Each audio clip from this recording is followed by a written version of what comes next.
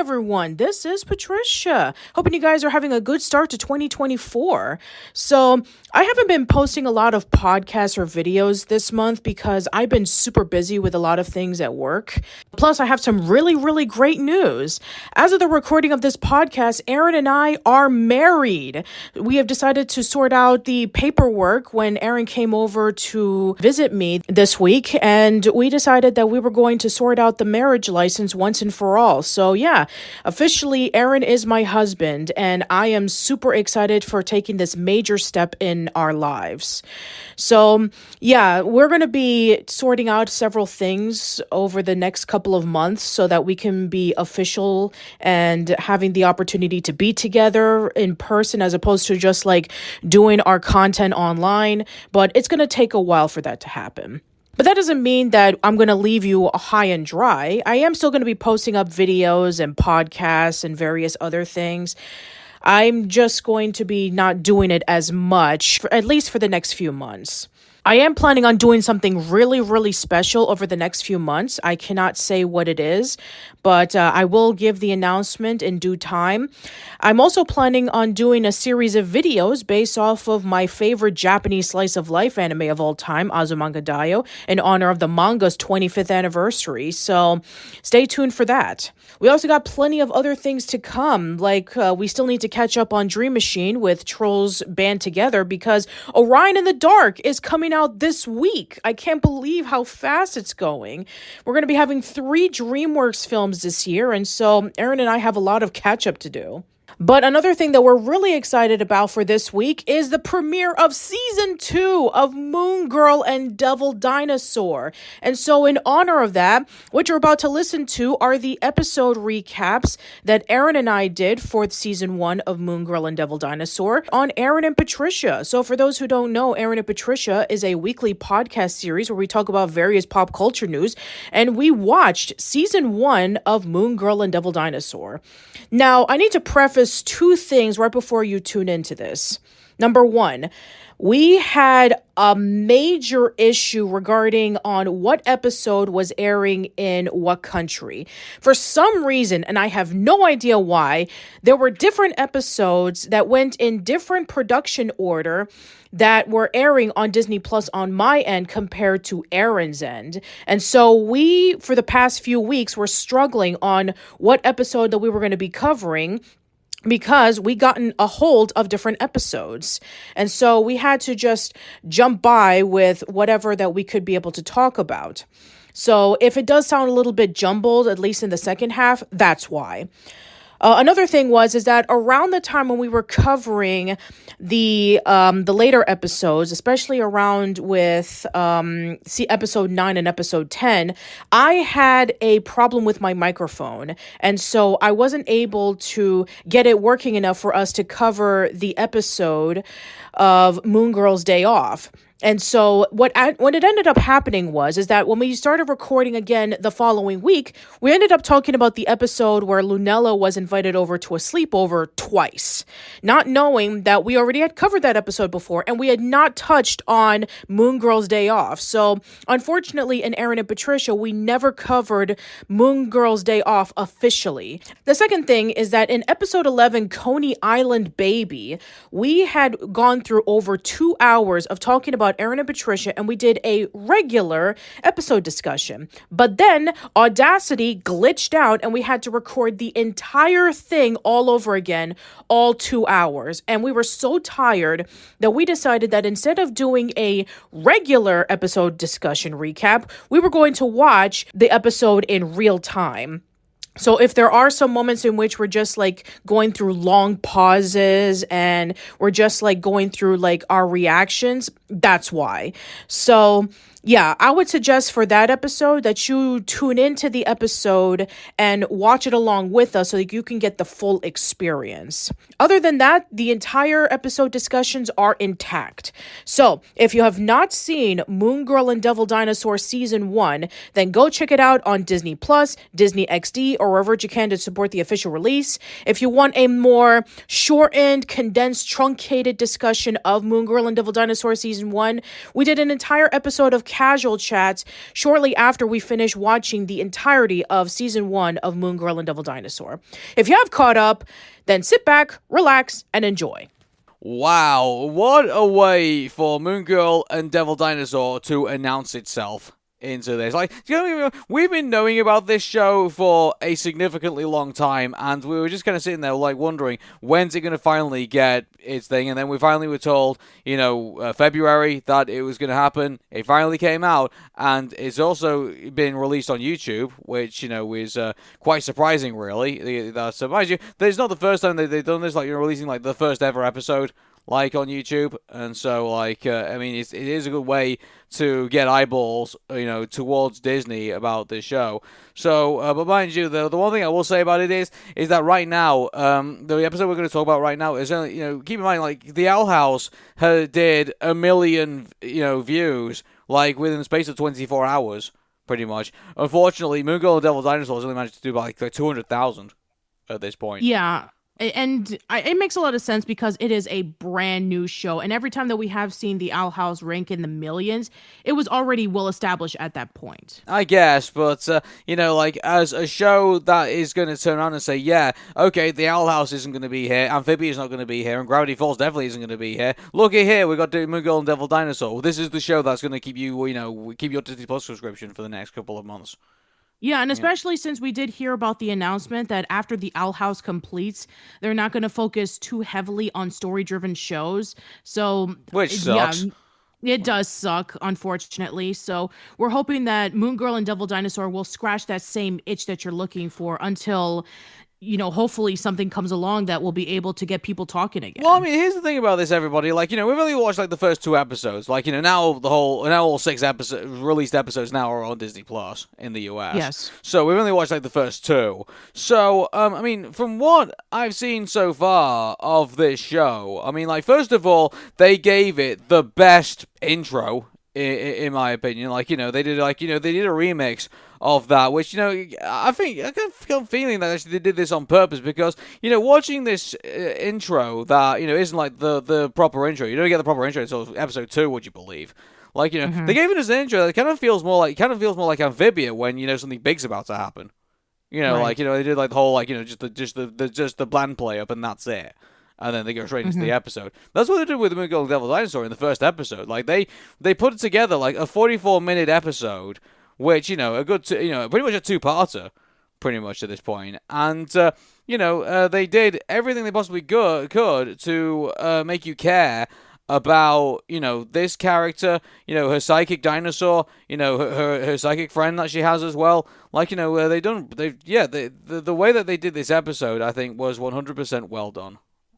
It was able to get us into the setting, which is located in Lower East Side, New York. And we see that the entire neighborhood is struggling because there's numerous blackouts and there's a whole bunch of businesses that are shutting down. And for other businesses, they're being affected because people have been robbing them. And Lunella and her family, they own a skating rink, and she wants to be able to help them out so that they don't lose their money and lose their business, and then they have to, oh no, move to New Jersey. Oh, I love that. I guarantee there's a lot of people laughing at that joke. A lot of people. Yeah. Oh, good grief. It is pretty funny, yeah. And so basically, Lunella tries to invent a power source so that she can be able to get things back on track. And she ends up opening a portal to another dimension and letting in a dinosaur. And now she has to find a way to gain enough power so she can return There is one nitbit I want to point out. You and I were talking before that, Disney don't want to do like these, story-driven episodes. Through that. But, they have somewhat snuck one in because, like, the overarching thing is that, Lunella is inspired by a scientist who disappeared a long time ago, which he nicknamed Moon Girl. And she's doing it herself. So, that in itself could play throughout the... again, I've not watched all the 6 episodes, so I don't know if it gets references again in, between between episodes 3 and 6. But, obviously we've not heard it mentioned in episode 2, but, in this episode, they do make somewhat of a deal of it. So it makes me wonder, is this going to come back again at some point? I'm sure it will. I mean, again, now prefaces by saying that we know that Moon Girl and Devil Dinosaur is based off of a Marvel comic book series, and we have not read the comics, I so know, we don't yeah. know how. But mind you, this is like, its own product, so like, it should be, you shouldn't need to read the original material in order to get what the show is about.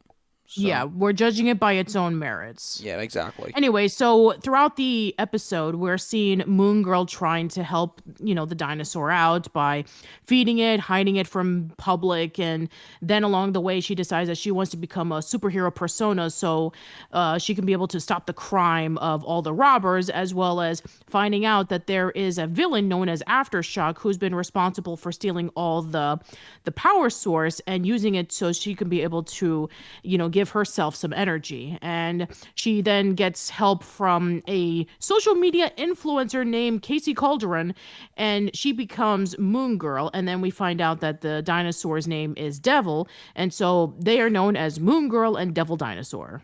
Yeah. So, I mean, great. I mean, a great way to do it. By the way, she's actually known as Moon Girl, like, right off the bat. I mean, like, when they try and, like, go and start, taking care of, like, some of the crime that's currently going on, like, they start off, like, trying to do that, and then, they realize that, they still got some practicing to do, because it doesn't go all that well. When it first goes, and also like they go on this thing like you don't even like have superhero names, so how are we supposed to take you seriously? So like Exactly. there's some tick humor going on here, don't you think? Yeah, and it makes a lot of sense considering that you have these robbers who are seeing this young 13-year-old girl in a suit saying, "Oh, I don't have a superhero name, but I'm supposed to stop you." They're not going to take her seriously.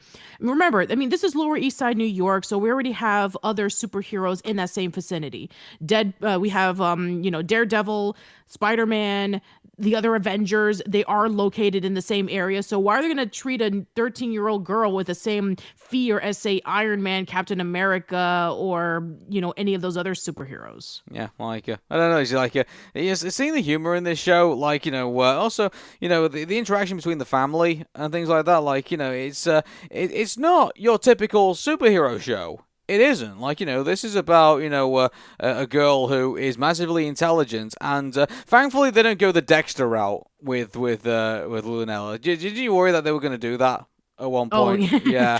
yeah, where she was going to be like really snobbish, and then she keeps her quote unquote secret lab, like nobody else is supposed to see it. Yeah, I was afraid that they were going to do that. Yeah, like, well, I mean, they kind of gone down that route with her in that regard, but thankfully they haven't gone down the route where she like has a massive ego or anything like that, like Dexter did. She seems to have it seems to be intelligent enough to have some sort of maturity about the situation. She knows, like, when she's in over her head. She knows when, certain things need to be done. She knows about how to engage certain situations, but then knows that, she needs to reach out. Well, at one point, she does reach a breaking point in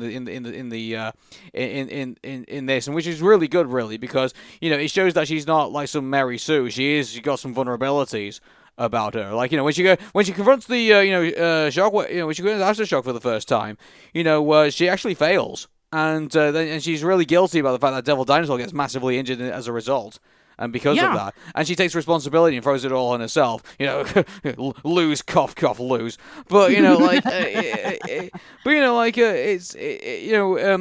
great theme over this is that she can't do this all on her own. She needs a family to help her out. She needs a community to help her out, and she needs other people to kind of help her believe in that.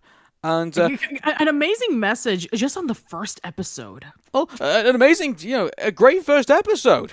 How many times have we seen Disney shows where, you can tell Disney is hand-holding, the creators of the show and saying, okay, you need to do it the way that we want you to do it. And then by the time we get to episode 5, finally something good in the show actually starts to happen, The Owl House never really kicked off until, We're Understanding Willow. I mean, it makes a lot of sense considering that they went through a lot of meddling. Makes a lot of sense. Exactly, but thankfully, I think Disney at this point, have decided, oh hey, well, we should just let them kind of do their thing, and this is them doing their thing from the looks of it. So, and it works. Yeah, it does work, and what a great way to start for sure.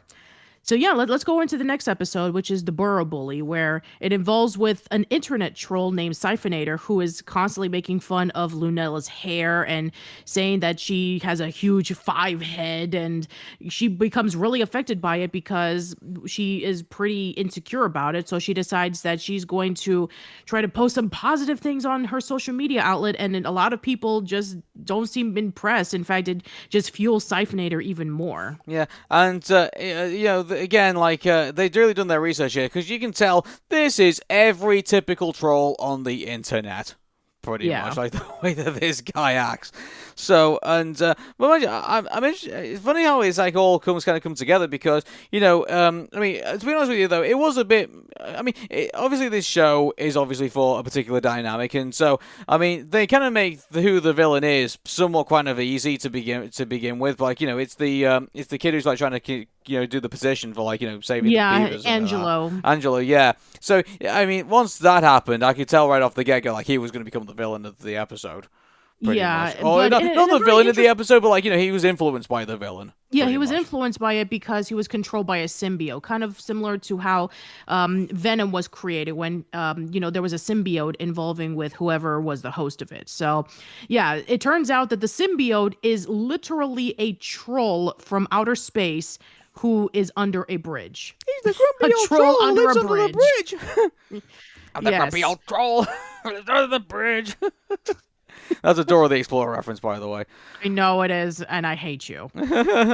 Anyway, let's move on. So, we see Lunella trying to take down Siphonator, and every time that she does, it just continues to get stronger and stronger and stronger. And then she remembers a message from her grandmother, who she calls Mimi, talking about that you shouldn't let anybody try to take you down. You should try to confront it because, that's how we used to do things back in the day. And then we learned a lesson from Casey involving with just ignore it. This is what they want you to do. And so she does this really interesting rap sequence where she is complimented by all the insults from the troll, and he gets weaker and weaker, which I thought was actually pretty smart. Yeah. So, and also now we get a really cool dance out of it, too. So. Yeah, for sure. So I think that the message that they were trying to do in this episode was really well done. I think that the lesson can be, applied to anything, especially if you are going through bullying. And I think that the way that they were able to solve the problem was the right one, especially since, it could have been easy that, she could have fought him the regular way, but it just turned out that, he was actually getting more powerful from it. But it just turned out that if you just ignore it or you just say thank you for it, it's going to weaken the comments because they're not going to be able to know how to counteract with that. Mm-hmm. Yeah, and so we know that the symbiote escaped in that episode, so maybe it'll come back in a future episode. Oh yeah, I could probably imagine a lot of the villains are going to be reoccurring. So yeah. I think that's gonna be a definite theme that we're gonna see throughout this. But the one thing that I hope they keep going is the overarching mystery of who this Moon Girl person is. Yeah, that's the thing that's kind of interesting us. Who is Moon Girl, and where did the dinosaur come from? Which dimension? And we would be also interested to know about all the other stuff that is happening in Lower East Side. So yeah, great first way to kick off a series that has a lot of promise. Yeah. So great start to this show. And I urge anyone to watch it who really wants to enjoy the kind of stuff. And, a great intro also, because this is actually Marvel's debut into doing, Disney animation. So... Well, not necessarily true, because they have done other animated shows in the past. They've done the Avengers series, and they've done under the Disney banner. Pretty much, Big Hero 6, the animated series they've done. Well, yeah, and but you know what I mean. This is what would be on the Disney app. I think Big Hero 6, the animated series, wasn't that for? Did it actually appear on the in the Disney animation blocks on Disney Channel? Or, I think it was on Disney XD. Yeah, exactly. Yeah, that's a Disney XD show. So this is for mainstream eyes.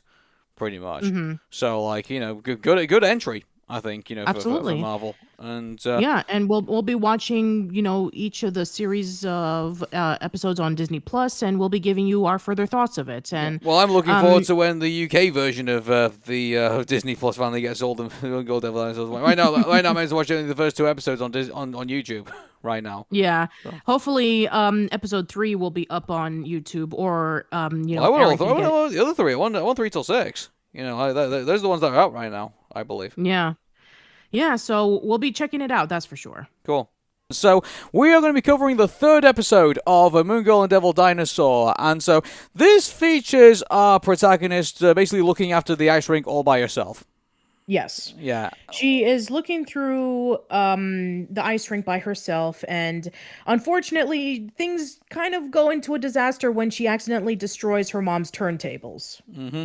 And so she gets the idea to go dress up as, Moon Girl and also bring in Devil Dinosaur and basically run like, a promotional night for them all. And this goes out on social media, but unfortunately kind of gets the wrong attention. So they end up fighting 3 villains in this one episode. Yeah, So, which is actually pretty cool that she was able to kind of like, bring in all of these bad guys and being able to fight them all into this 22-minute episode, which I thought that, okay, I thought it was going to be like your typical episode to kind of cool things down after the premiere episode, which lasted for over an hour. So it's like, okay, we got our action in. So now let's just see if we can calm things down. But I guess, at first, yes, but now it's like, nope, here's the action again. I mean, you can see some inspiration from the Powerpuff Girls in this episode, can't you? For sure. Yeah, defo. Like, and I think that's really cool. So, like, where you got Lunella, who basically is learning a pretty valuable message. And by the way, that's the great thing about, there's like, here's the thing, like, in this is a great showing of what you do with a protagonist who, isn't a Mary Sue and also has flaws. It's sort of a really good balance because you can tell, Lunella is, very intelligent, is, very on her feet, is very active, and, she's obviously a kid and everything like that. But at the same time, like, she's not invincible. Like, she makes mistakes, she's naive, and, she's not too sure about that. And she's a teenager. Exactly, yeah. So... But it's not done. It's not done to a degree of like a Dexter, which I think actually is, because my biggest fear is that when you have characters like this, like, it seems to have like either a bit of arrogance or a bit of like, ego and stuff like that, which I was a bit worried about when we first went into this. I thought this was going to be more like Dexter's Lab, but thankfully it's not. Or Jimmy Neutron. Or Jimmy Neutron, yeah, exactly. Like, we've seen these characters already, but we're getting something refreshing with Lunella, which I'm really liking. Yeah. Exactly. I mean, Lunella is supposed to be like one of the most intelligent characters in the Marvel Cinematic Universe. They say that her intelligence rivals Iron Man, who is one of the most intelligent characters in all of Marvel. So the fact that we have this in a teenage girl, and the fact that she has her own flaws where she's able to mess up and learn from them is really, really remarkable. Yeah. And we've got a really fun protagonist with this show as well, which I'm really happy about. And also, I'm really glad they also stick in like little minis as well. Like, at the very beginning of the episode, Lunella's trying to get the Devil Dinosaur to basically take a bath, effectively. And but unfortunately, it's a dinosaur, so the next best thing is basically sticking through a car wash.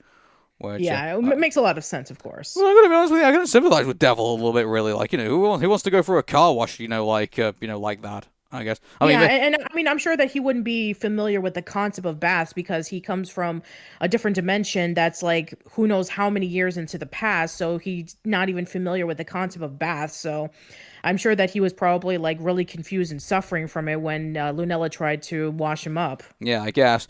And also, mind you, I don't care what you are, I've seen the East River, so are we more in favor of sticking Devil Dinosaur for a car wash after that? Maybe even more some. Yeah. Bit of hand, car washing, jet stream, that whole deal, I would say. Yes. Yeah, but you know what? Her family are fun too. I've been really enjoying her family, her mom, her siblings, her grandmother Mimi is like really, really great. I've been really enjoying seeing the family dynamics, which is great because usually when you have a TV show like this, it's like the family is always like an afterthought. You want to focus on the action, you want to focus on the superheroes and the friends and stuff like that. So I'm really glad that they're able to give that balance. Do you want me to? I'm not going to make a wager with you or anything like that, but I get a feeling that the grandma's catching on. Don't Oh, you? I absolutely, I think yes. she knows she's Moon Girl. Of course. I really do believe. I knew that from like maybe episode 2 that she knew who Moon Girl is. So, of course she knows. Yeah, yeah. I think. I mean, it's like it's gonna like gonna be like this dramatic moment of like Grandma, I am Moon Girl, and like she like takes her head off. It's like she's like, oh yeah, I knew it. It's like what? It's like I did this whole dramatic thing. Like I can see them doing that joke. You know. Yeah, of course. Yeah. Yeah, exactly. So yeah, I mean, but. So and then all the villains as well. Like I like that they have these really threatening abilities, but at the same time you can still make fun of them. Like Yeah, that. they're very fun. Yeah, I do really enjoy that they're not overly serious. They do have a side of comedy to them. Yeah, I think somewhere down the line, I think when we get to the serious points, I think when Moon Girl's about to meet a match, I think we are going to get a serious villain. I think in Oh, there. for sure. Yeah. Yeah, we are going to get that eventually somewhere down the line, depending on how far we go with Moon Girl. And I mean, obviously, Disney series seem to go in threes at this point, from the looks of it. So I think maybe 3 seasons of the Moon Girl Devil Dinosaur is what we're going to get. Who knows? We might get more, but Yeah, I mean, especially since I know that the comics was like a limited series, so maybe they'll cover all of it, or maybe they'll just make up some stories that kind of like increase the storylines of what happened in the comics. Who knows? we might get something new. So Oh, that could be a possibility. We might get some new adventures. Yeah. yeah, exactly. But again, like a really good episode, I have to say, and also this is the one with the Childish Gambino in it. So Yes, not yeah, actually in the show, but obviously his no, music. the song was, yeah, which Yeah. I believe, from what I remember, was the pitch to see if they can get Moon Girl and Devil Dinosaur in a series. Was they actually did play this song, and they actually showcased some like early animation, and they were like, "Yeah, we like it. Let's include that in." So I'm glad they were able to return that Yeah. reference. Well, by the way, anyone who's complaining about the fact that oh well, I already saw this in this pitch, is like, well, guess what? Most animated shows, anything that you see in the pitch usually ends up in the show. So like Yeah. there's in Hey Arnold, there's 3 versions of basically Arnold narrowly avoids a thrashing effectively. Yeah, exactly. There's Yeah. been 3 versions of 24 Hours to Live. If you want to know more information about that, I did an entire video called The Origins of Arnold, where you get to yeah. see, yeah, so go check out that video and you'll see that there's a difference of it. You have the comic, you have the pilot, you have the episode itself. So go check it out. Yeah. By the way, everybody, we know like there's 9 episodes, so it's like it's not that but one thing we're gonna kind of do right now is that we're gonna do it one episode at a time to kind of space everything out. And Yeah, exactly. Also, I want to give the show its real appreciation as well, because as far as I'm concerned, so far we're only 3 episodes in and we're really enjoying it. Yeah, I mean, we could have easily just like discussed about every single episode that's already been out on Disney Plus, and then we would have just like left it one and done. But we actually want to savor it. It's it's like, as opposed to just chomping away really quickly, as opposed to like slowly appreciating the meal that is right in front of us. Yeah, because I know there's going to be some people complaining like well, we were on episode 7 already. It's like, well, good for you. Like, Yeah, we're I mean, glad like you've got all this free time to watch all this other stuff while we have to go and, be adults in the real world. Good for you. Yeah.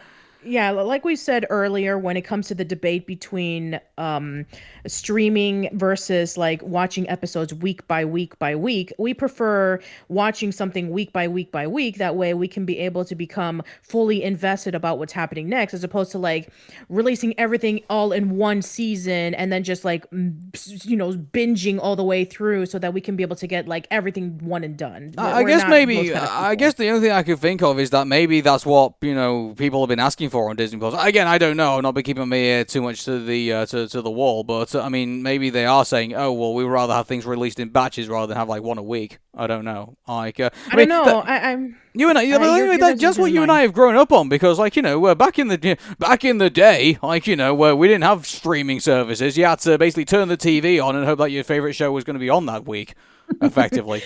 You're sounding like an old man by saying, like, back in my day, we didn't have them TiVos and them Netflixes. We had to, like, put in our VHS tape if we knew we were going to miss it, and then we were going to have to watch it or not. We were going to miss it and get some information from our friends who did watch it. Yeah, back in my day, we didn't have digital, receivers. Everything was analog, so I had to tell my dad to turn off the damn shaver so I could like see all this video.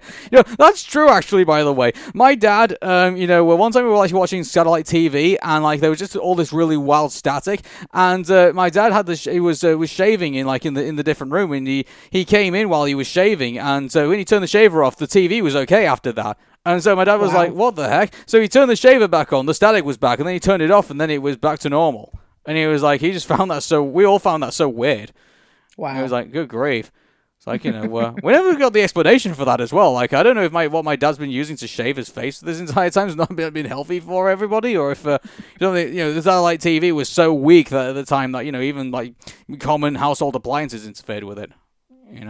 Interesting. Yeah. Anyway, so yeah, for the sake of pacing ourselves and for the sake of wanting to enjoy the experience, we are going to be watching each episode on a weekly basis, as opposed to like just binging all of it and then just giving you our further thoughts into it. Yeah. By the way, I still love the style. Like, Yeah. I thought I'd get bored of the style at some point, but no, like, it's every time they seem to keep upping the ante every time.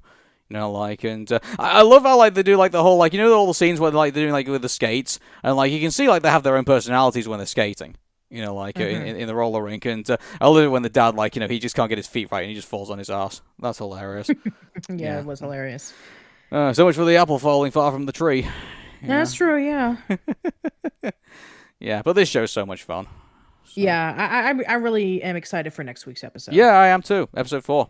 So, which I believe is going to be, when I get the episodes out, is Check Yourself. So Okay, so I guess until then, we're going to be checking ourselves before we wreck ourselves. Yeah. Anyway, Patricia, Moon Girl and Devil Dinosaur, do you want to lead on this? All right, so episode 4 of Moon Girl and Devil Dinosaur is Check Yourself. The plot synopsis goes as this: when Lunella loses a game of chess against a supercomputer, her obsession with winning drives the frustrated computer into controlling every device in the school to attack her. So yeah, basically we have an episode where Lunella is obsessed with winning. It's driving everybody around her crazy, and then we have this supercomputer who comes along and challenges her to a game of chess. And she is trying to figure out ways of being able to defeat her. And we have this whole situation where now the computer is so frustrated that she decided to attack her by controlling every single device that is around the school. Yeah. By the way, I like this episode just for the fact that, Lunella, we are starting to see, even though she's this super genius who's supposed to be more intelligent than, all the other, other people in the DC universe who are scientists who come up with this stuff. Oh, Marvel. Marvel. All the people in Marvel who have been scientists who have come up with all sorts of incredible things. Lunella can top them in pretty much in that game. And I'm glad that we're seeing that that's actually playing not as an advantage, but also in this episode as a weakness, because she believes that she's, somewhat like able to like win games through her intellect, and basically is now somewhat gone to her head. So it starts off with the fact that her family do not want to have like a quiet time and do not want to play games with her.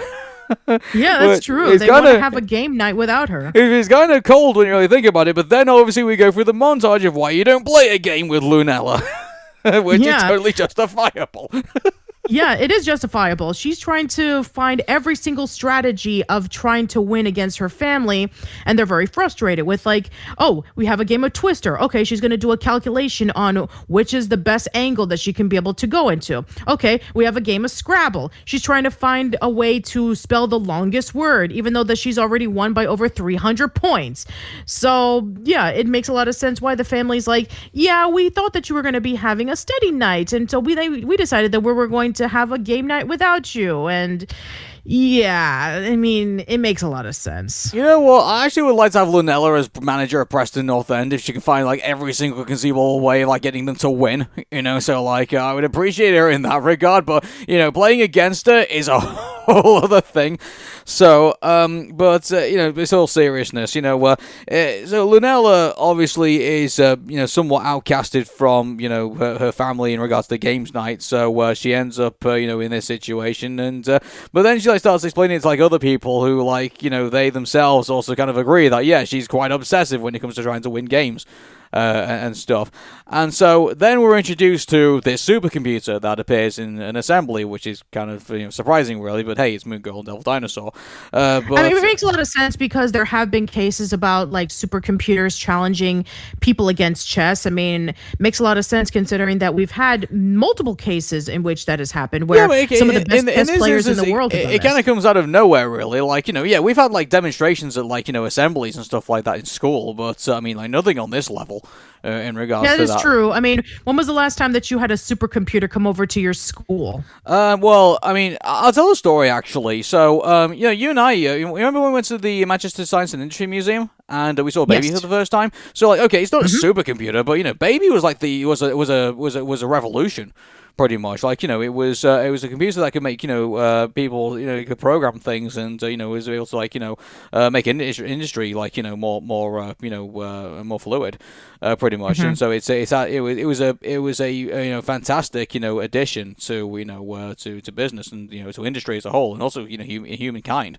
It was a computer, for crying out loud. So like you and I mean I saw it when I was at university, which I thought was really cool, and then I introduced you to it as well and talked to you all about for how amazing it was. By the way, I do encourage everyone to go see Baby over at Manchester Science and Industry Museum if you haven't seen it already and happen to be in the Manchester area. So yeah, it's a really cool thing to see. And but besides that, like there's not really been there was some scientific demonstrations and stuff, but nothing on that level, pretty much. Yeah. Yeah. I would say in terms of anything like that massive, I have not, unfortunately. There hasn't been a case in which I got a chance to see something that cool come into my school assembly. Usually it'll just be like a boring announcement. So exactly. I do not that's I do what not assemblies are. It's just like it's kind of like it's gonna get you ready for that mundane Teams meeting at work, effectively. That's what it is. But anyway, I digress. So LOS is introduced to us, and I'm guessing now that LOS is 307 is going to be a regular character in the show. I guess so. I mean, it wouldn't be too much of a surprise if we do get to see more of this character. So it's a living computer challenges Lunella over to a game of chess. They hit a stalemate, and eventually she becomes really obsessed, wanting to beat up this computer to finally win.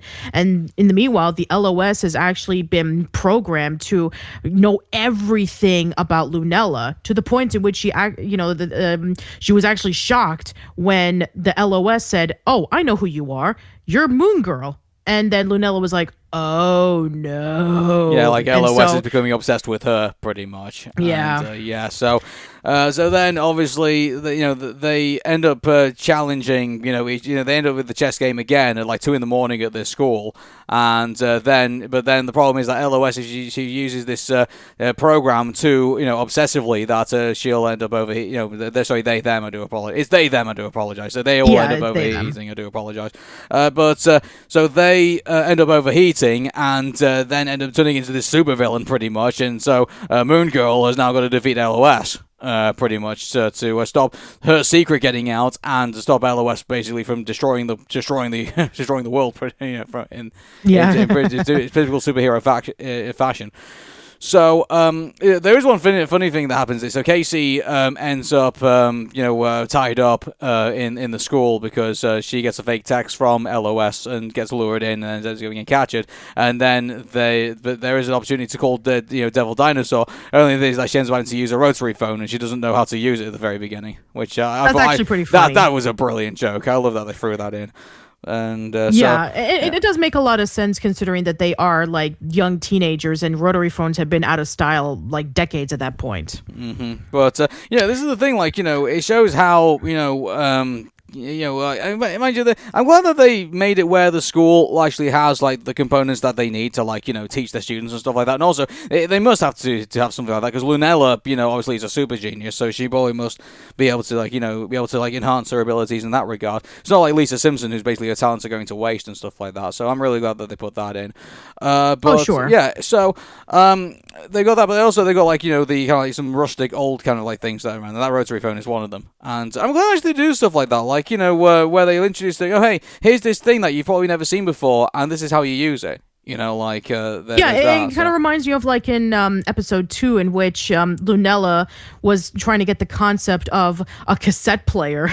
Exactly, yeah. She built it into like a tracking device, pretty much. Like Exactly, she yeah. reinvented something else. By the way, actually, it's good that the tape player comes back because we get like another kick-ass track in this episode as well. Oh yeah, for sure. That was fantastic. Yeah, that was great. And so yeah, we get a massive fight with a giant techno robot, and then ends up Devil Dinosaur ends up coming in and saving the day, and then by the way, instead of like destroying LOS, which I thought would be pretty cruel at the very end, like it would have been kind of like the DNA computer all over again from the New Adventures of Johnny Quest. I'm really glad they didn't go down that route, but so they did that, and then what they did was to try and they ended up pouring water onto LOS to calm them down, but then they literally calm them down. Yeah, and but then after that they end up were kind of breaking LOSs because of that. So what they do is they pretty much did what they did with like when you drop a phone in like in down the toilet, something like that. They basically get a box of rice and stick it in there and hope it all dry out. That's hilarious. That is hilarious. Yeah. But now, at the very end of it all, LOS now is the school counselor. That's actually pretty interesting. That's kind of weird to really think about. Like, I mean, I don't know if this is like a commentary about like computer overlords will take over people's jobs, but I don't think that's what the direction they were going for. Yeah, but it'd be interesting to see if, like, I mean, again, we've not like watched any of the other episodes of the show, but interesting to see when LOS comes back. Like, are they going to be like, somewhat a guide for Lunella in some way? Because they do have like this, this bond now, pretty much, and so I guess maybe she's going to go to LOS for advice on certain things, be able to like bounce ideas off LOS and stuff. So I mean, I don't know, maybe they might become quite an interesting character in all of this. So yeah, could be a possibility. Yeah, maybe Lunella might go to LOS and say, "Hey, this this Moon Girl person that I mentioned in season 1. I don't know whatever happened to her. Could you answer that question?" And they work it out together. Maybe that's gonna maybe the LOS. Hey, who knows? Maybe that Moon Girl maybe made LOS. You never know. Like that's true. Yeah, that's true. Yeah. Yeah, so I think that's it's a good episode to continue on, and I think Lunella's probably like that's the other thing about it as well. Lunella right now is, while she is a super genius and she is she's not like on a Dexter level of like flawed, but like she is still a kid and she still has things to learn. Even though she's still quite smart herself. And so I'm glad they've hammered that in. And so now I'm guessing that every episode is going to be her, learning a new lesson every time we go around, which I think is a really good way to go with Lunella, in my opinion. I agree. Yeah. Tell you what, Patricia, I'm going to let you run with this because this episode, is about hair. However, this has a really important message in it. And yes. I think, so I'll let you run with this because I think you know this story a bit more than I do. So okay, sure. Let's do that. So episode 5 is called Hair Today, Gone Tomorrow. And the episode begins with, Lunella just basically not caring too much about how her hair looks. And then her mom was telling her about the importance of looking good because every phase in your life, depending on what your hair looks like, is, a reflection of who you are. And then we have this really nice scene where, Lunella's in class and a girl behind her basically comments on her saying, "Your hair looks messy." And oh boy, when I saw that, it got me flashbacks into racial appropriation when it comes to hair. So I'm sure for the African-American audience, this is pretty relatable, considering that when you see African-American rocking out natural curly hair like an afro or even with a stylized hair like cornrows or anything like that, there's going to be certain people who are going to point it out because it's not beautifully straight like we perceive as hair to be. Yeah, this is actually pretty relatable. In fact, in recent years, they've actually released laws stating that a person cannot be judged by what their hair looks like, and it shouldn't be changed or altered. So the fact that Lunella has to go through that, I mean, yeah, let's be honest. I mean, as somebody who is of color, I'm Hispanic. I have wavy hair naturally. So, I mean, I can straighten it pretty easily, but then there's some people in my family who cannot. So they have to rock their naturally curly hair. And having the perception about like your hair is just like all frizzy and all over the place, some people perceive it as ugly because there are some people out there who think that straight hair is beautiful. So they need to be able to change it. They need to alter it. They need to do something different to it so that they can actually look like they're part of normal society, which is crap, by the way. And so Lunella having to deal with that kind of pressure, which is pretty normal considering that she is a teenager, she decides to ask Casey to help her out with her hair. And then it just turns out to be even poofier than the last one because, of course, it's not going to work. I mean, you're not going to be able to do, the same thing for, your hairstyle compared to another person's hairstyle. It doesn't work that way.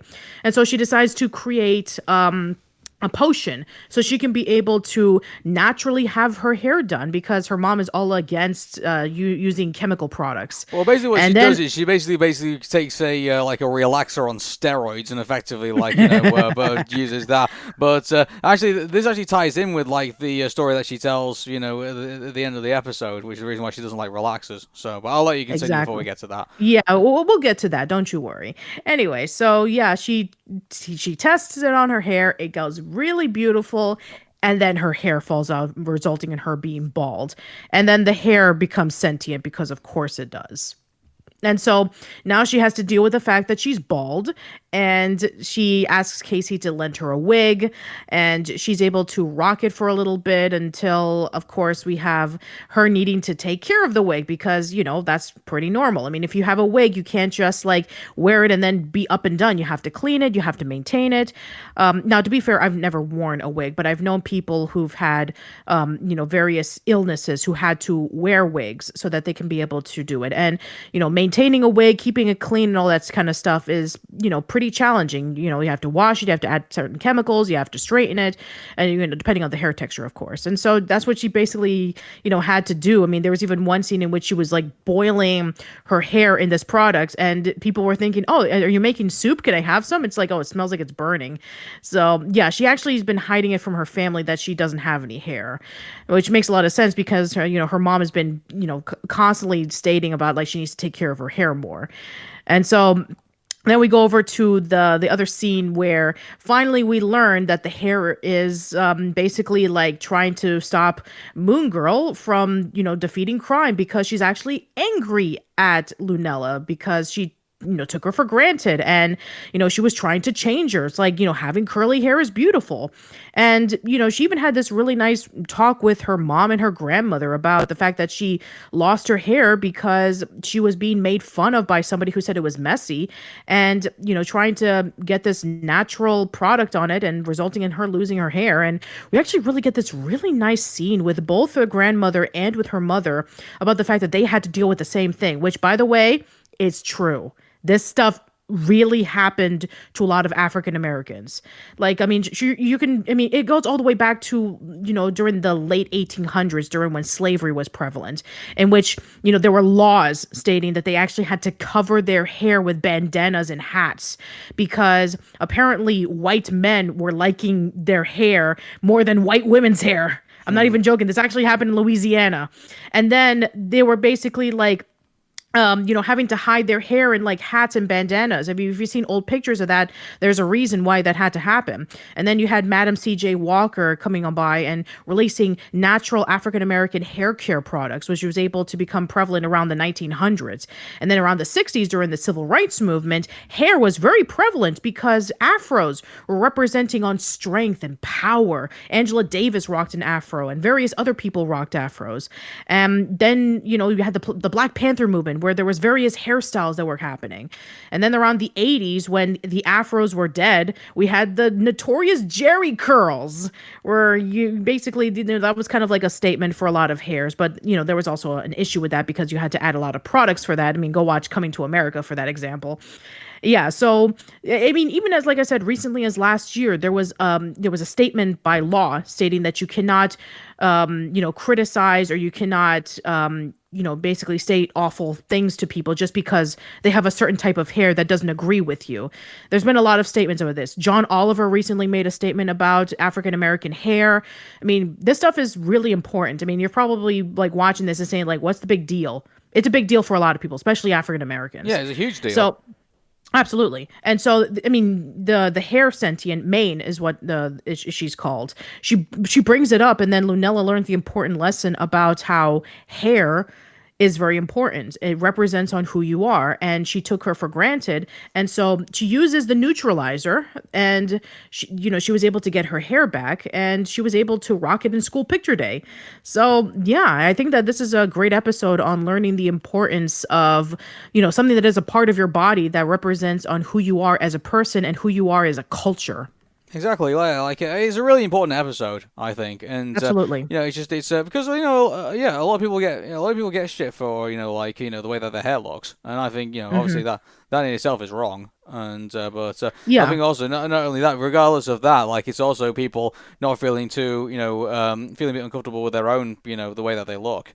And I think this episode I think is the shows like Moon Girl and Devil Dinosaur, shows like other shows like this are great because of the episodes like this. Making you feel like that's just because you have a particular type of hairstyle, you have a particular thing about you, doesn't necessarily make you a bad person or should make you feel bad. You should be very happy with what you've got. Yeah, exactly. And just because you don't rock a certain hairstyle that everybody else does not make that your hair is bad. That has nothing to do with it whatsoever. Whatever hair that you have, whatever it be, rock it because you look great just the way you are. Yeah. Dare I say, I think maybe, the Owl House should have probably had an episode like this, maybe. But, I don't know, like with Ida's hair or something like that? No, maybe not with it. I think that's one thing they could have done. Where there's a particular person in Hexside who, has a particular type of hair and everyone thinks it's weird. And, which, I don't know, given the fact everything else is weird in the Owl House, that'd be kind of a really awkward story to tell, but I don't know. Yeah, maybe that's not exactly a type of story for the Owl House. No, definitely not, no, but it definitely is definitely a type of story for Moon Girl, Devil Dinosaur. So it makes a lot of sense, yeah. Yeah, definitely. So, great episode. I think, once again, they've nailed it. So, and also, we just got news, actually, as I was looking at Disney promos on Twitter, that the final episode of the Moon Girl and Devil Dinosaur series is going to be debuting on April 12th. So, wow, we got a lot of catching up to do. Yeah, well, I'm planning somewhere down the line to kind of I put it on the wish list on my Disney Plus account. Somewhere down the line, because one thing I'm doing right now is I'm going through all my other shows to kind of catch up on reminiscing about some of my other stuff. So once I'm in the mix of all of that is also Moon Girl, Devil Dinosaur. So I will get around to it eventually. So okay then. I mean, where are you up to at this point? I'm currently going. Well, I'm kind of just going through one of all at the minute. So I'm I'm probably doing it very slow. So I'm watching episodes of Tailspin. I'm watching Gargoyles and watching all the other episodes basically. Okay. I'm watching one of each and trying to get through them all slowly. So I guess it makes a lot of sense considering that, having to marathon through something would be pretty tiring. I know you did that for Gummy Bears. Well, I did it for Gummy Bears and then I got burnout. So basically I just said to myself, okay, well, I'll go one episode of each. I'm kind of going around at the minute. It's annoying that you can't create playlists on Disney Plus. Where you can put them all in in a particular order so you can mix and match and stuff. That'd be kind of cool to do. So yeah.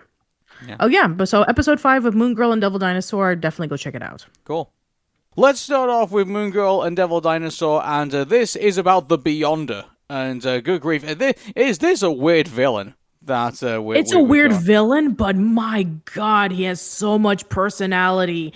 It is amazing. He's just this guy who can be able to go around and mess a whole bunch of things up and travel around different dimensions and is able to do things at his own will. But man, is he such a charismatic character. He's a cooler version of, do you remember the Quirk from Secret Squirrel? I remember, yes. Yeah, he kind of reminds me of a cooler version of that, effectively. And he can just change space and time and everything like that. He's pretty much almost got the same powers of Bill Cipher, effectively from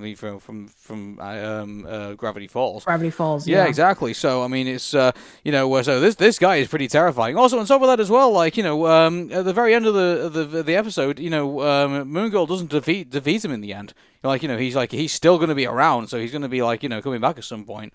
And like, so I hope so because I hope that this will be like a recurring villain because I had a lot of fun with him. The fact that he's able to just like destroy humanity at will because he finds humanity to be insignificant and useless because of a line that Lunella said when she was frustrated at Eduardo because he wasn't able to come up with a quote unquote brilliant idea for the upcoming science fair.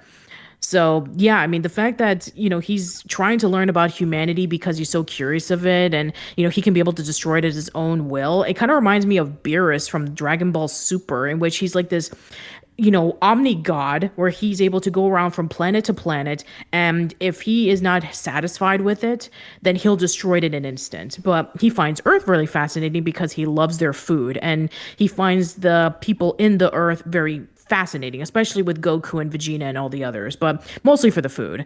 But yeah, I think that the Beyonder is such a great villain, and he's voiced by Lawrence Fishburne, which, as we talked about in the first two episodes of Moon Girl, he was the one who essentially got the show greenlit in the first place because he just loved the comics so much. And he said, hey, let's see if we can do this into a show. So seeing him coming into this is fantastic, and he just has so much charisma, and the way that he sings his Beyonder song, he gives me Keith David vibes whenever that he appears in whatever role that he's in, whether he's like King Andreas from Amphibia, or Goliath from Gargoyles, or even Dr. Facilier from Princess and the Frog. I just love his performance. Yeah, he has such fantastic presence, doing this episode, and funny enough, he's while he is called the Beyonder, I mean, that's not really the massive focus of the episode in a way, where Moon Girl actually learns a really serious lesson in all of this.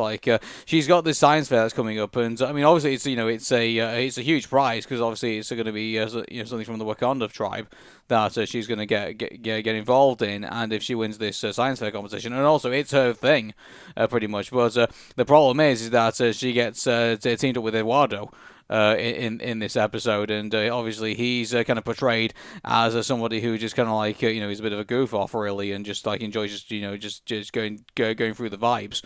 If anything, and but in between of all of that, Moon Girl thinks that I'm just going to do this whole project by myself, and just to leave him by the wayside. But Eduardo feels really bad about that because this is his one opportunity to finally show to everybody that he's not just some layabout and some screw up. He can actually do something really well, and he gets really let down when Lunella just kind of does it all herself. Pretty much. Yeah, so. It definitely reminds me of an episode of Arthur where the Brain is teamed up with Sue Ellen to do a science project, and the Brain basically does it all by himself because he doesn't want to get a failing grade, and he is very uncertain of the capabilities of his science partners. And so he basically does the same thing. He basically tells Sue Ellen, no, let me take care of this. I can do this science project by myself. You'll just mess it up. And Sue Ellen teaches him the lesson about not being a report hog, that she can be able to do just as much work and do it just as well as the Brain. And so that's a really important lesson, that even though that Lunella is a genius, she's one of the smartest characters in the Marvel Cinematic Universe, she has to remember that if she's going to be teaming up with somebody, especially if this person is completely different in terms of his skills, then she needs to be able to give him a chance. And I'm glad that they were able to learn that lesson. Mm-hmm. So, I mean, it's got a great lesson in all of this. It's got a great villain. I think we can all agree. And, I don't know, it kind of makes me wonder, was the Beyonder really, a villain in all of this? Because at the very end of it, he just said to, Moon Girl, I knew all along that, I did think humans were useless. I've been seeing this whole thing the entire time, and I just wanted to kind of, test you, if anything like that. So, I don't know, could he turn at some point?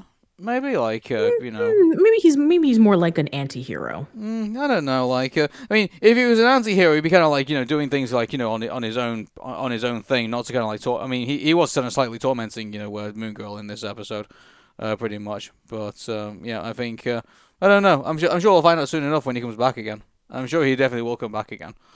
Yeah, and the fact that he actually is one step ahead and is able to like just watch over everybody while they're just going off and living their normal routines is actually pretty hilarious. Where he disguises himself as a teacher, he disguises himself as a student, and then there's this one scene in which we thought, oh no, the parents and the brother have actually discovered Lunella's lab, and it just turned out to be the Beyonder in disguise. So he's actually a little bit of a trickster. Yeah, definitely, yes. And so, yeah, good episode.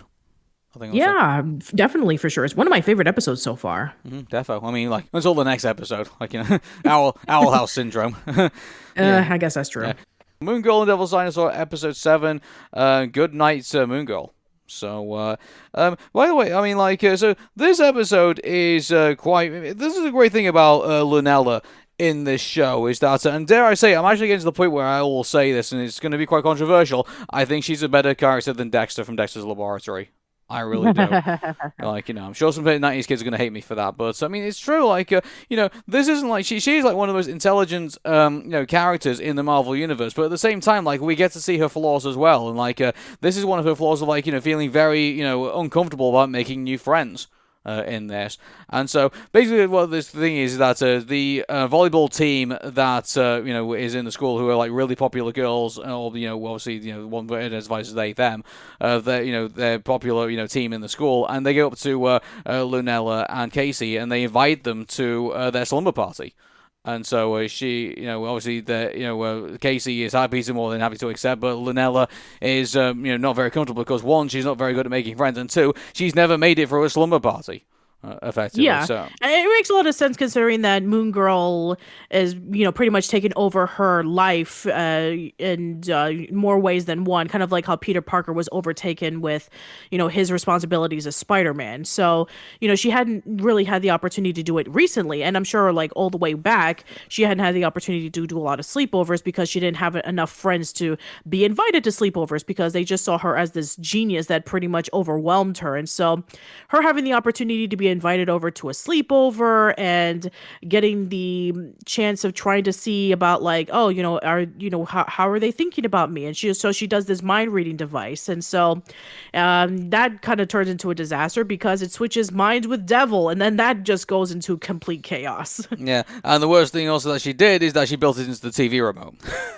So yeah, that's also a really interesting thing happening, going in between with her, what her family is watching and what Devil is going through and what Lunella is going through. That is an entire mess in itself. Yeah, and actually we get 2 songs in this as well. Like we get one of the songs which is based on the fact that there's the transition going on, and also we get the fight song as well when the little brother obviously starts going into brat mode as he does.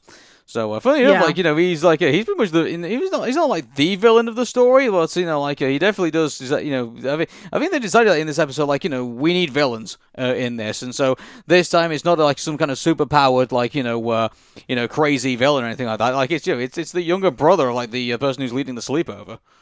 Like, yeah. Exactly. So it's not like in last week's episode where we talked about the Beyonder. No, it's just some regular kid who just steals the remote and getting revenge for essentially having his night ruined by the sleepover. So when you really think about it, that's a bit of a downer when you really think about like when we got the Beyonder as like a villain. But yeah, well, I guess that's true. Yeah, but anyway, he's not the main focus on all of this. The main focus of this is obviously going to be obviously the sleepover itself. Which we imagine, like from at least in Lunella's case, is a bit of a disaster because obviously her family's messing around with the remote control that she left at the house, and they constantly keep switching brains between Devil Dinosaur and Moon Girl. Yeah, which is actually pretty funny considering that, you have, Lunella being normal and then she goes completely feral in like an instant. And so there's a lot of like funny moments that happen in the sleepover. Yeah, which funny enough, like, the moment actually, conveniently fits like, whatever they're doing. So like Devil Dinosaur is actually really enjoying being Lunella and actually doing like all the party games and stuff like that. And even like, doing, that montage was hilarious. Like, it is really hilarious. Yes. Yeah. Yeah, and it has a really, really important lesson where Lunella learns about, just be yourself, just because you're a little bit strange, it doesn't mean that nobody's going to be thinking you otherwise. And so she didn't have to worry about like creating a device to read people's minds about what they thought of her. She just needed to just be herself and just have a fun time at the sleepover. Yeah, exactly. And I think you know from the get-go what the lesson was going to be the minute she built that remote control, effectively. Yeah, That. But she got that. The one thing I think that was really cool in the episode is that she opened up about her insecurities with with all the people at the slumber party. But I don't know, it just kind of if we'd had some previous encounters with the volleyball team, I probably would have said, oh yeah, well they're kind of building up for saying that Lunella, they think that she's cool. But I don't know, it kind of comes the way that they kind of evolve this story throughout one episode. It feels, I don't know, it feels a bit kind of rushed, really, in my opinion. And maybe you can probably say I'm wrong on this, but they kind of go from oh well, it's someone that they know is kind of cool, and maybe they've had some previous encounters. I don't know. It's not been made a part of the show. But, when Lunella opens up, they kind of just say, oh, yeah, well, we like you, Lunella, because of who you are.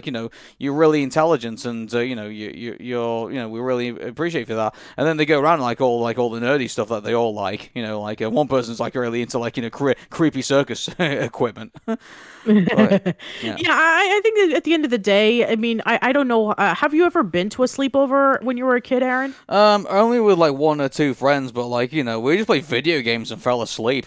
Yeah, well, I mean, I guess it's a little bit different between a girls' slumber party, sleepover. I was gonna say, I think your slumber parties probably had far more going on than I think some of the slumber parties that I've been to.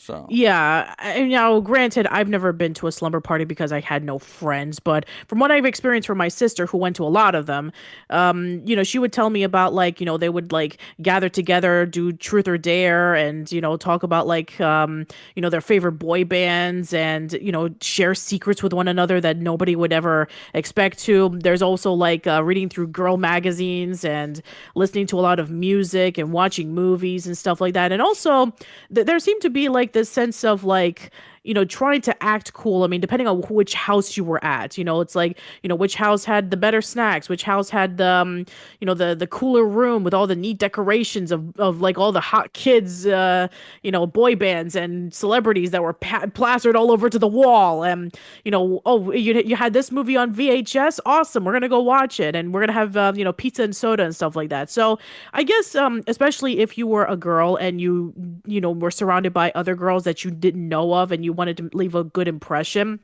it can be pretty daunting, I'll say that. And I'm sure that Lunella, who's just basically this nerdy girl who didn't really have a lot of, or maybe no friends until she met up with Casey, she was really scared about how her approach were to be. And so, there's always this stigma about you have to present yourself in a specific way, otherwise you'll be seen as uncool. And so the fact that she just needed to be herself, and everybody was geeking around, and she was oh, I just needed to be myself the entire time. It's we have this stigma of we feel we have to be something else in order for us to fit in, when in reality you just do whatever that you feel comfortable with, and people will think that you're cool because of that. It's as told by Ginger all over again.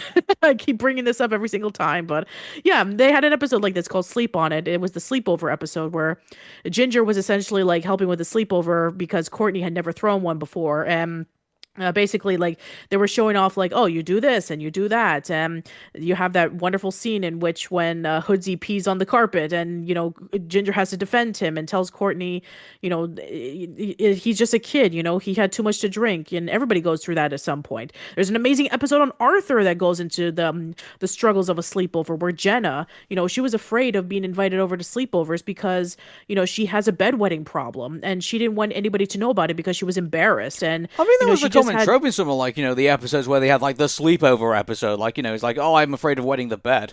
Yeah, I'm afraid of wetting the bed. I'm afraid of making a fool out of myself. I'm afraid of the other girls not thinking of me as cool. I mean, it is a pretty, common thing. Mm-hmm. Yeah, so I think it's pretty relatable. And I think that for a lot of people, they would definitely gravitate towards it, especially if they are kind of like similar to Lunella, being like really smart and kind of like a little awkward and being going into this experience that she's never been in before. So I can definitely relate to this. And I'm sure that some people are actually pointing in the comments, wait a minute, you're talking about episode 10. What about episode 7, which is Moon Girl's day off? Well, here's the thing. This episode takes place before Moon Girl's day off. So we'll be talking about that next time. Yeah, well, effectively what we're doing is we're doing what we're going to do with, like, Monsters at Work. We're just going to go one after the other until we finally get to, like, the last episode. And Exactly. by the way, everyone who keeps messaging me about Molly McGee, let me just safely say this. I've watched, like, the premiere on YouTube, but the second season of Ghost of Molly McGee is not out on Disney Plus yet. So I've not seen, like, any of, like, the other episodes about this. And, so please stop sending me, like, spoilers for, like, for saying, oh, what do you think of this scene? What do you think of that scene? I've not watched it yet, so I can't tell you. So yeah. So just to wrap up with that, in case people are asking about my opinions on Molly McGee, because I've talked about it in the past, and also we'll be talking about it, later on. Also I'll be talking a little bit about it on the Isle House podcast that was going to be coming up later on this week. So yeah, for sure. Cool. Okay, we'll talk about Teacher's Pet. So, so Devil accidentally loses Lunetta's class, hamster, and this actually is a really interesting episode because this has so many characters' perspective on this because funny enough, the hamster actually has his own character in all of this. Yes, he does have his own character. It's not just a dumb hamster, like it's just that's the funniest thing about hamsters in cartoons are usually played off as not very intelligent sometimes. Yeah, I mean, or they're used as literally the butt of the jokes, like that South Park episode with Lemmy Winks. Yeah, exactly. And so this is this is a refreshing departure from what we usually see with small cute creatures that are really are portrayed as not having much intelligence. Which I'm actually curious. Do you have in the UK ever had a class pet that you would take care of? Yeah, we did. We had hamsters because they're easy to take care of. So, Yeah, we had a class hamster as well. I think we also even had a lizard who would just chill in a fish tank, under a log, and we also had fish. Yeah, we had frogs at one point. Oh, nice. Yeah. So. But anyway, moving back to this episode, and that is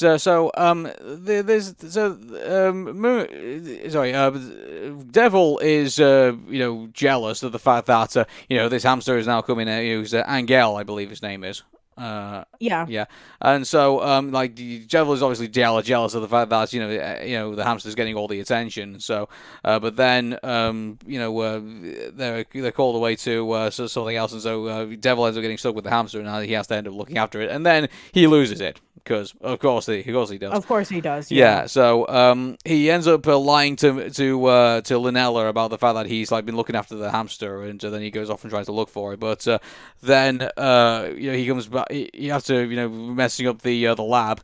Lunella comes back and finds that the whole place is messed up. And she comes to the conclusion that Devil and the hamster have been kidnapped for whatever reason.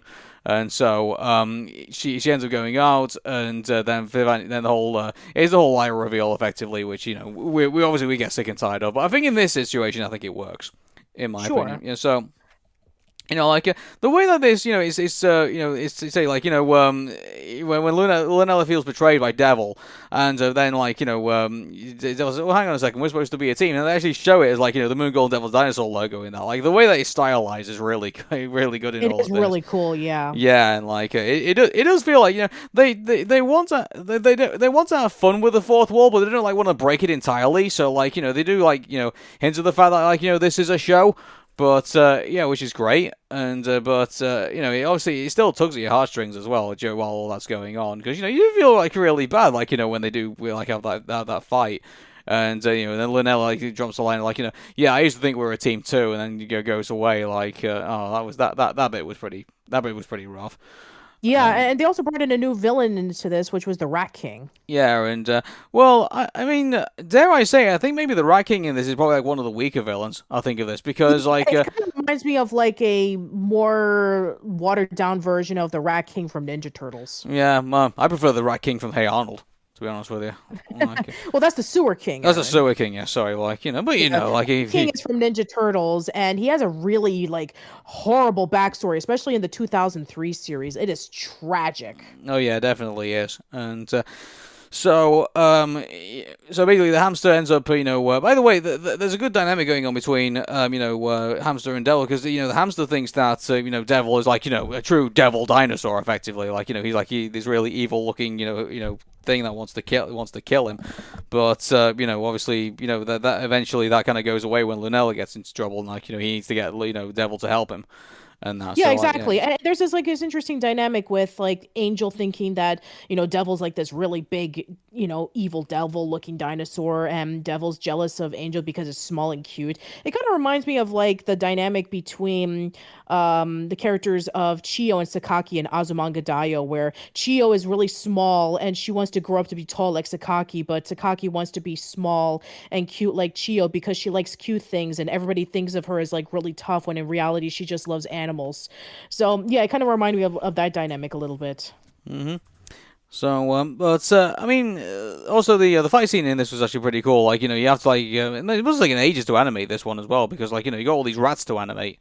On top of that, and like, yeah, exactly. It kind of reminds me of how in The Bad Guys, I'm sure they took a long time to animate all the hamsters that were running around in the city. Mm-hmm. So, the guinea pigs actually oh yeah, guinea pigs. Yeah, guinea pig. Yeah. But yeah, and also in Ratatouille, where they had to animate all those rats running around. Oh, by the way, speaking of Ratatouille, there's a Ratatouille reference in this show. And, I was going to mention that, so please talk about it. Which, by the way, is the second, reference, in a good couple of weeks, given the fact that we also got a Ratatouille reference also in Watching and Dreaming as well. We did, yes. Yeah, it's String Bean's, like, little pet, or little, like, toy thing. So, like, yes, exactly. yeah, which, I don't know if they were insulting Ratatouille at that point, or actually, maybe paying homage to it, I don't know. But, mind you, like, it's the second reference, so, I'll take it. Seriously, like, we're all talking about sequels at the minute. Like, we're talking about, like, Inside Out 2 and Toy Story 5. Like, I actually do want to see I actually do want to see Ratatouille 2. Or Ratatouille, if you will. So... oh man, so like, yeah, Bird, where are you? Get on that. Yeah, like that movie now, like it came out a good couple of decades ago, and it's still appreciated to this day. Pretty much. Yeah, for sure. Yeah, so, anyway, moving on is that, solid, Moon Girl Devil Dinosaur episode, and, unfortunately, it seems that now we seem to have mixed them all up, so, I think what I'll end up doing is that I'll end up watching, like, all the other Moon Girl Devil Dinosaur episodes, I think, and then actually when we come to the next episode, we'll, like, maybe we'll randomize them, maybe. I don't know, like, but I think the one thing I don't have at the moment is the finale, I think, from the looks of it, so, but... Yeah, I think they're still working on it. Yeah, they're still working on that, but I guess what we'll do is we'll pick an episode, we'll talk about it, like, as we go along, and then we'll just, we'll just go for it. So yeah. I have no idea why they decided to put the episodes in an interesting order. Maybe they were doing it by production order. I wouldn't be surprised if they did that. I mean, even then, like, I don't understand it. Why in the UK version is it like they're in this order, but in the US version they're not? Maybe it's by production order. I don't know. We'll find out. Yeah. By the way, what happened with the last time we talked about Moon Girl and Devil Dinosaur is that, all the episodes kind of got mixed up, because the US version of Disney Plus and the UK version of Disney Plus seems to air them in a different way. We don't know how they're doing it, we're just, like, that's just the way that it is. So, Patricia, what episode of Moon Girl and Devil Dinosaur did you watch next? I watched the episode Skip This Adolescence. Okay, well, I've seen that episode too, so I think let's just focus on that. So, Lunella creates a device which basically allows her an app in her phone that allows her to basically skip, boring moments of her life, which, I'm sure will have no negative consequences to that. And, well, guess what? Spoiler, it does have negative consequences to her life, because she ends up missing, like, some of the special moments that she has with her family, and so in this episode, she actually, learns, the value of, like, it's because, like, there's a lot of boring things like cleaning and, like, doing, like, other stuff, like, it's still valuable time that you have with your family, and, that so you can still have, like, a laugh of it in between. and everything like that. So, like, this is a well put together episode, I think, and also has a very good, this is one thing I've really liked about Moon Girl, Devil the Dinosaur so far. There's not been one episode where we can really say like there hasn't been like a bad message in all of this. Absolutely all of them not. are very good. I think that this is a very important message because I'm sure that at some point in our lives, especially since we're like teenagers or even like young kids, it's like, anything that's considered to be boring, like, oh, I have to go to school, or, oh, I have to like stay at home and clean, or I have to do this and that, and I just don't care. I just want to skip over to the good stuff. If you skip too much of it, you're going to miss out on a lot of important stuff. I mean, spending time with family and being able to see like little things that only just come in like in a moment and then it's just gone just as quickly. I mean, I think that, once you're older, like once you reach even towards our age, you see about the importance about how time is. I mean, time is a precious gift, and, not everybody's going to be blessed to have it. So being able to just like try to skip everything and just try to only get to the good stuff and just, skip off of the mundane.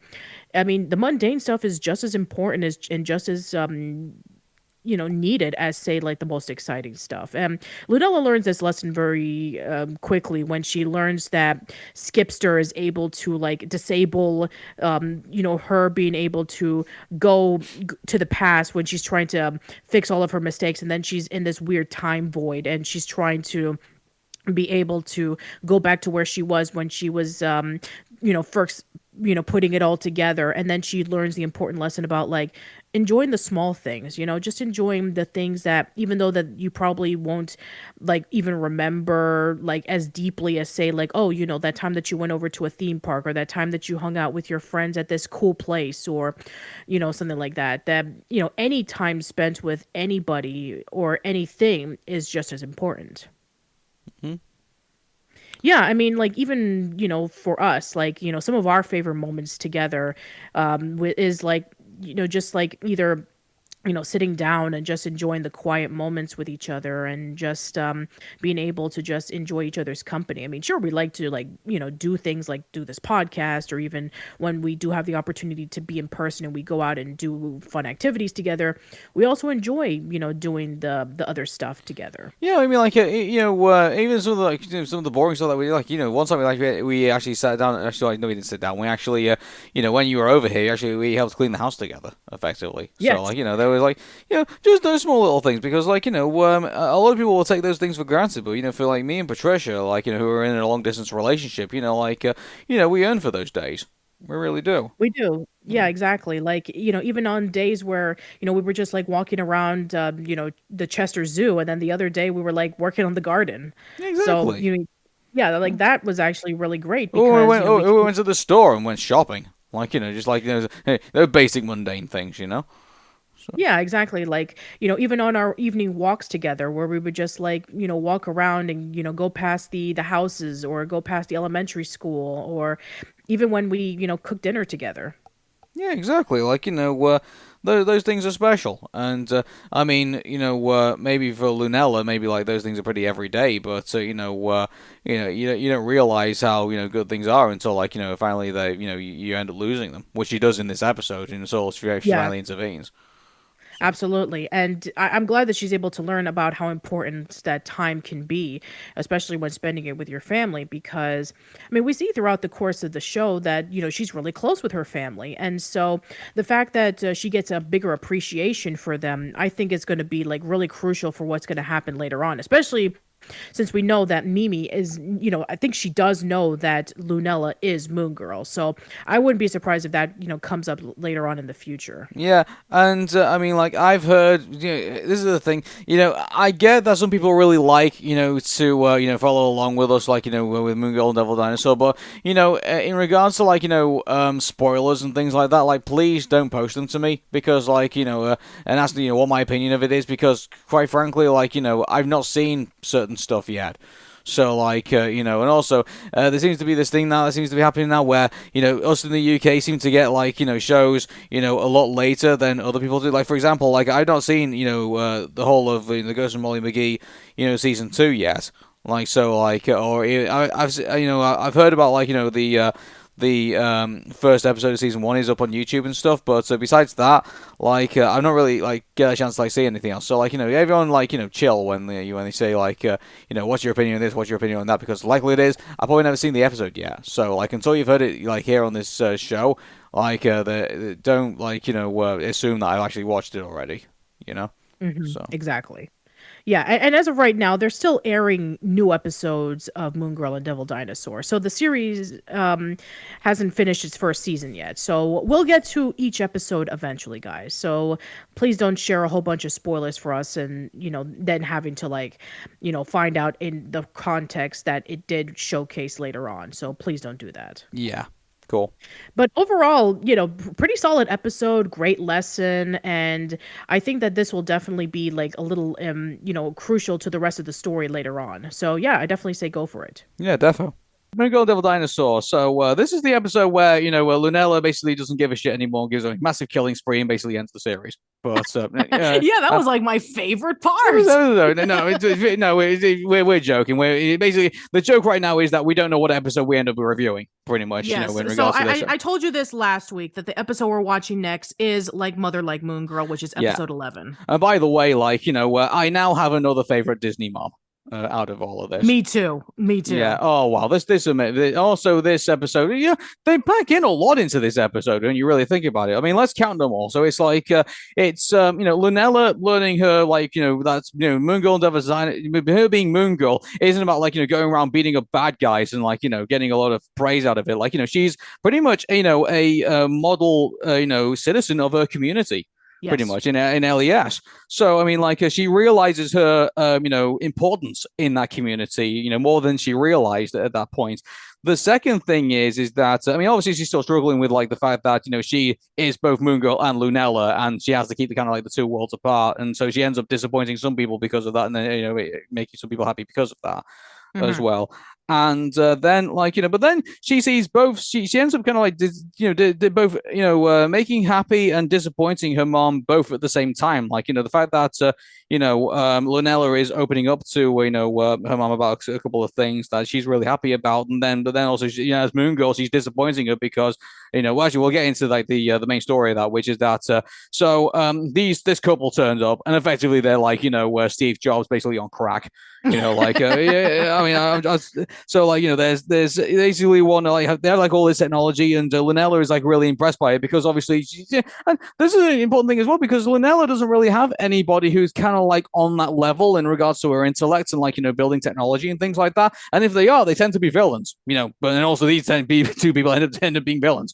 So so she's really taken in by all of this, and she's very happy about it. And they invite her basically to be a spokesperson for improving LES and making this place their home. Unfortunately, what she doesn't realize that she's basically been and the mayor's basically been suckered into is that this is a gentrification. Effectively. Oh yes, and New York is notorious for gentrification.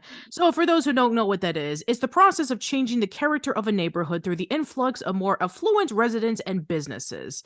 So yeah, basically it increases the economic value of the neighborhood, but the result is happening with the demographic displacement, and it also becomes a major issue when neighborhoods' racial or ethnic composition and average household income as a housing and business become more expensive and resources that have been previously accessible or not previously expensible has been drastically changed. So yeah, New York is notorious for this, in which they change neighborhoods, they kick people out, they have to go somewhere else, and then they just change it all together. They make it bigger, they make it more easier for people to live in. It's much more of healthier buildings, and more businesses is coming in, more money is being made, but then you just remove what made that neighborhood essential for people to live in the first place. Oh my God. Effectively, you're just basically raising the prices of living people there, and you're basically kicking people out and moving people that aren't necessarily any better people. They just happen to have more money. So yeah, pretty much. Pretty much, yeah. And so so this all plays into it. So they basically end up taking over the town pretty much, with all the technology, and also hijacking the mayor's office pretty much as well, and putting in all these. By the way, some of these orders they were putting in. I don't think the mayor was, a mayor in America were even allowed to basically put these things in. I would have thought. But I I mean, guess it depends. I mean, I know that the mayor in New York, and especially with New York being one of the more, populated cities, I guess it depends on how much power that the mayor has. But I mean, if he's like, mayor for like the entire state, I mean, he would. I don't know how much power he would have in terms of like, oh yeah, do this and this and that. But if it's like for a specific town or if a specific section, like Lower East Side, I'm not necessarily sure about that. But well, I mean, like it's the mayor. Like I treat it basically much like the same way, like the mayor at the Powerpuff Girls, I guess. Like like it's just sure, why yeah, not? Yeah. it's a cartoon mayor in a cartoon city. Like there's your context basically for all of that. But they end up taking over this city and turning it into like this really dull looking thing with like loads of like robots around the place and basically just draining the character out of LES. Pretty much. And so, unfortunately, Moon Girl endorsed all of this and let a lot of people down because of that. So, Lunella gets the idea to put like a block party together or a protest, if you will, and so everyone comes out and puts the protest in, and then we have like the massive fight at the end, but then they end up bringing me like a massive like sound blocking device and blocking out all the sound. But then they realize that it's not it's still vulnerable to big loud noises, which they all start making, and then they defeat the machine, and the day is saved pretty much. Yeah, like there's a lot of really great moments in this episode, like going into that major sound removing machine, and nobody was able to talk, and then just by like looking at the visuals alone, where everything was black and people were like really frightened, and then she comes up with the idea of smashing the truck. And then everybody starts like making noises. And then with the sound waves, Moon Girl was able to skate through that and destroy the robot with one of the picket signs, and it was able to just like completely shut the whole thing altogether. I thought that was like really neat. Yeah, defo. And one thing I thought was quite interesting in that episode is that they at one point, like you never really saw Moon Girl's like suit actually like get broken or like in any particular way. But so there's one point where her jetpack ends up getting smashed and she falls to the floor. And so I mean, it looks like they're giving Moon Girl a bit more vulnerability, like physically rather than like not emotionally in this. Right. I mean, we did kind of get that a few weeks ago where, she, pretended that she sprained her ankle so that she can get a break. But then in reality, she did sprain her ankle and then she had to fight with a sprained ankle. So we did get that part physically, yeah, but that was with her body, not with her powers in her suit. Yeah, but I mean, you can see that. I mean, before like in the earlier episodes of the Moon Girl Devil Dinosaur, she was more struggling like emotionally rather than like physically. I think in this, like it was showing that she wasn't invincible, and I mean, in regards to that, like I'm pretty convinced now that I think this I mean, I get this character is older than Dexter from Dexter's Laboratory, but I got to be honest with you, I prefer Lunella over Dexter. It makes a lot of sense because, I mean, this is the same thing that I said about Jimmy Neutron when we did the Jimmy Neutron Boy Genius discussion in Crystal Skull, that yes, Dexter is a genius. Dexter is really smart. He's 7 years old. He has this massive laboratory where he's able to do a bunch of things, but you really couldn't say that he was like a relatable character because he's just like a loner kid who's constantly in his lab. He doesn't really interact with a lot of friends other than just like nerds. And, very rarely you saw that. But yeah, it's just mostly him in his lab and all the troubles and struggles of all the stuff that happened with his lab or with his older sister, Dee Dee. Jimmy was kind of, similar to that, but at least, he was a little bit older. I think he was about 10 years old. And he actually did have friends, Carl and Sheen. He did have, Cindy Vortex, who was a rival and then eventually became like his girlfriend. And they actually had villains mixed into it. But at the same time, there were times in which when Jimmy was like constantly doing mistakes and, he just learned it at that episode and he just continued on and on and on from that. Well, as with Lunella, she's 14, she's a genius, and she's like the smartest character in the Marvel Cinematic Universe, rivaling Iron Man. And, she learns from her mistakes, she gets better, and, she has like realistic problems that you would expect from a kid who is a genius. And, she didn't have a lot of friends at first until she met up with Casey, and then afterwards that she was able to, befriend, Devil, and when she accidentally brought him from the other dimension, and she has a actual relationship with her family. We actually get to know about them.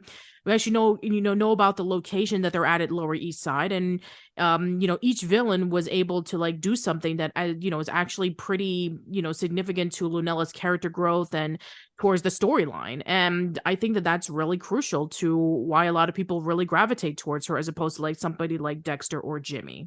Mm-hmm. So, by the way, the mother's name is Andrea Lafayette. By the Yeah, way, Andrea, yeah. yeah. So, and I talked about at the very beginning that she's becoming one of my favorite Disney moms. I mean, like she's not. I mean, the problem is that we're not known her all that much yet. I mean, obviously we had like 3/4 of the season.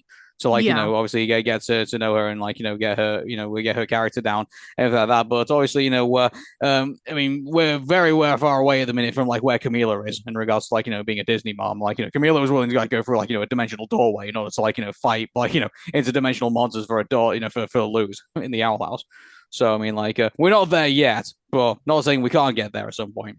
Yeah, exactly. I mean, she very similar to like a lot of moms like Kim Possible, and and just recently mentioned Camila. She's supportive. She's trying to give good advice, and she's trying to help out her daughter going through all of the struggles that she's going through. She's very supportive. She's very loving, and she's assertive. We saw that she wanted to do this major celebration outside for the community, and even she told Moon Girl that, I had a lot of expectations from you. I thought you were a role model. I thought that you were, doing this for the people, but I guess I thought too much of you. And that was what the breaking point for Lunella, just as much of helping her as much as showing her that what she was doing was wrong. And, again, she was the one who brought Lunella the advice about speak out loud.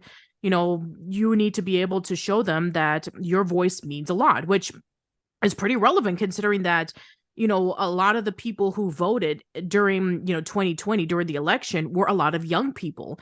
It just goes to show them that voting means a lot because your voice speaks louder than anything that more than just like doing nothing. So it just goes to show you that Moon Girl was able to learn that important lesson, and she was able to take it to defeat those those scientists. And I think that the scientists were actually pretty crazy and over the top with, having their gadgets and showcasing them. I mean, they looked really cool, but then we knew from the beginning that they were faulty with the car where it was like driving out of control. And then, Lunella was able to stop it using her device where it was able to just shut down. And that was the same thing that she used at the end. And that was like great foreshadowing. So, yeah, overall, really good episode. Mm-hmm. Yeah, and so I mean, do I say it's the best episode so far? Or like Ooh, I mean maybe because it packs in a lot, and like the interactions are great amongst the characters, and there's a lot of messages in here.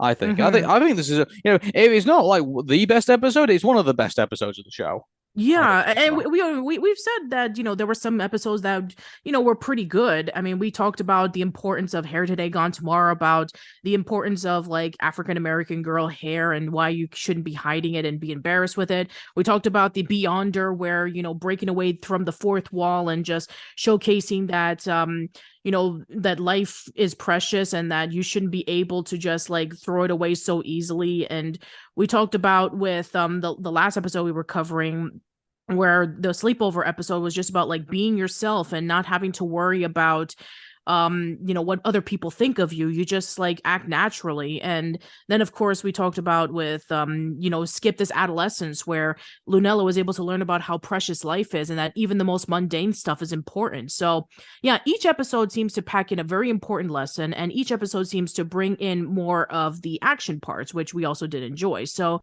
yeah, I mean, I think that this entire episode does bring in like a package, and I think it may be one of the best episodes. I do agree. Yeah, there's times now where I kind of question, like, what would I rather have? Would I rather have, like, a crossover with Amphibia and the Owl House, or would I rather have, like, Amphibia or Moon Girl and Devil Dinosaur, or like Moon Girl and Devil Dinosaur and the Owl House? Like it's just like I mean, it's getting there, to be honest with you. I mean, would they be able to cross over? I mean, either that or Molly McGee. I mean, Possibly. A Molly McGee Moon Girl Devil Dinosaur episode actually be kind of cool. Like, you know, That would be really interesting. I mean, you have Devil interacting with Scratch. I mean, you have a dinosaur with a ghost. I mean, what kind of crazy stuff they would go through? I mean, obviously, then, and also you'd have the musical bits as well, which, you know, obviously they have to have a song. If they're gonna have like Molly McGee in there, they'd have to have a song. They have to have like some kind of inspirational song. I mean, obviously, I mean, there's a lot of music in Moon Girl, so yeah, of course they're gonna have a song in there, a light-hearted, upbeat song mixed with R&B. So why not? You know, the more I think about it now, is like, you know, good grief, why would they not do it like a crossover episode with Moon Girl? Sorry, and if you're wondering, the Chibi-verse thing doesn't count. Oh yeah, well yeah, I'm gonna be honest with you. Like, I remember when I was watching through. Like, by the way, I've watched through a couple of the first part of the first 5 episodes of the season 2 of Molly McGee now, and so I've caught up with all of those.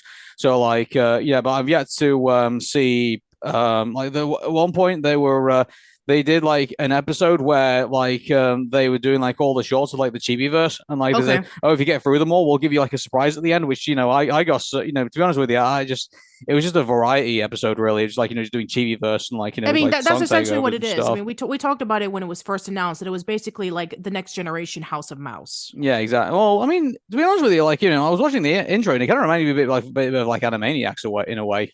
You know, yeah, like, yeah. I guess if Animaniacs mixed with House of Mouse. Yeah, I thought so. Like, you know, I thought if they went down that route, would it be okay? But anyway, I got to be honest with everybody. I've got so much stuff that I'm currently packed in at the minute. I've not had a chance to catch up with Chibiverse yet. So, yeah, and as for me, I still haven't caught up with all of the second half of season 3 of Big City Greens, and I know that I need to finish that up because I know afterwards is going to be the movie, and then they'll do the 4th season. Good grief, I'm not even that far yet.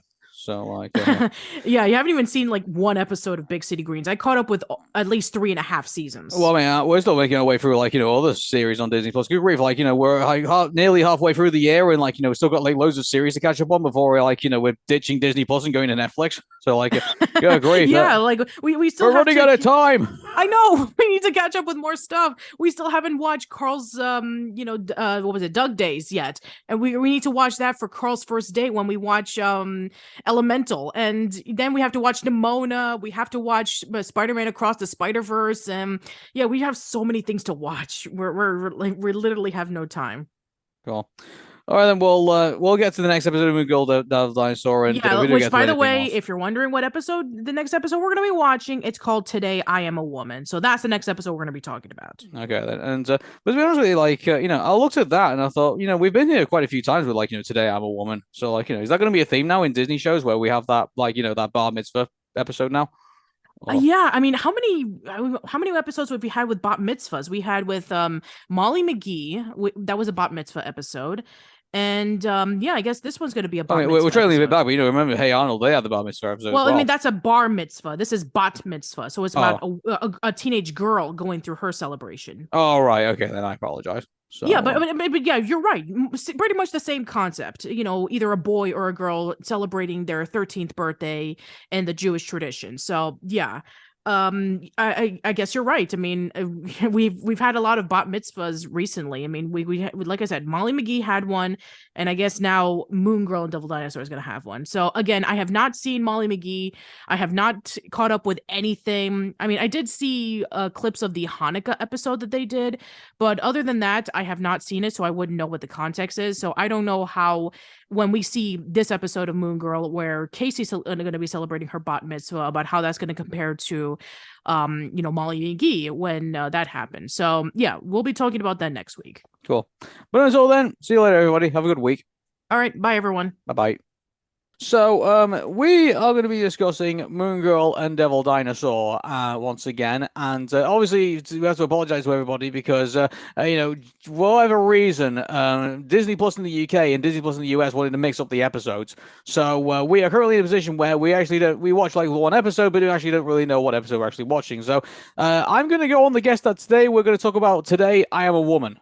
Yes, we are. Yeah, so this episode was far more packed than I thought it was going to be, and I mean, they really tried to get like, you know, the all of this down, didn't they? Like in regards to that. Yeah. So this is Casey's bar mitzvah, by the way. Yeah, her bat mitzvah. Yeah.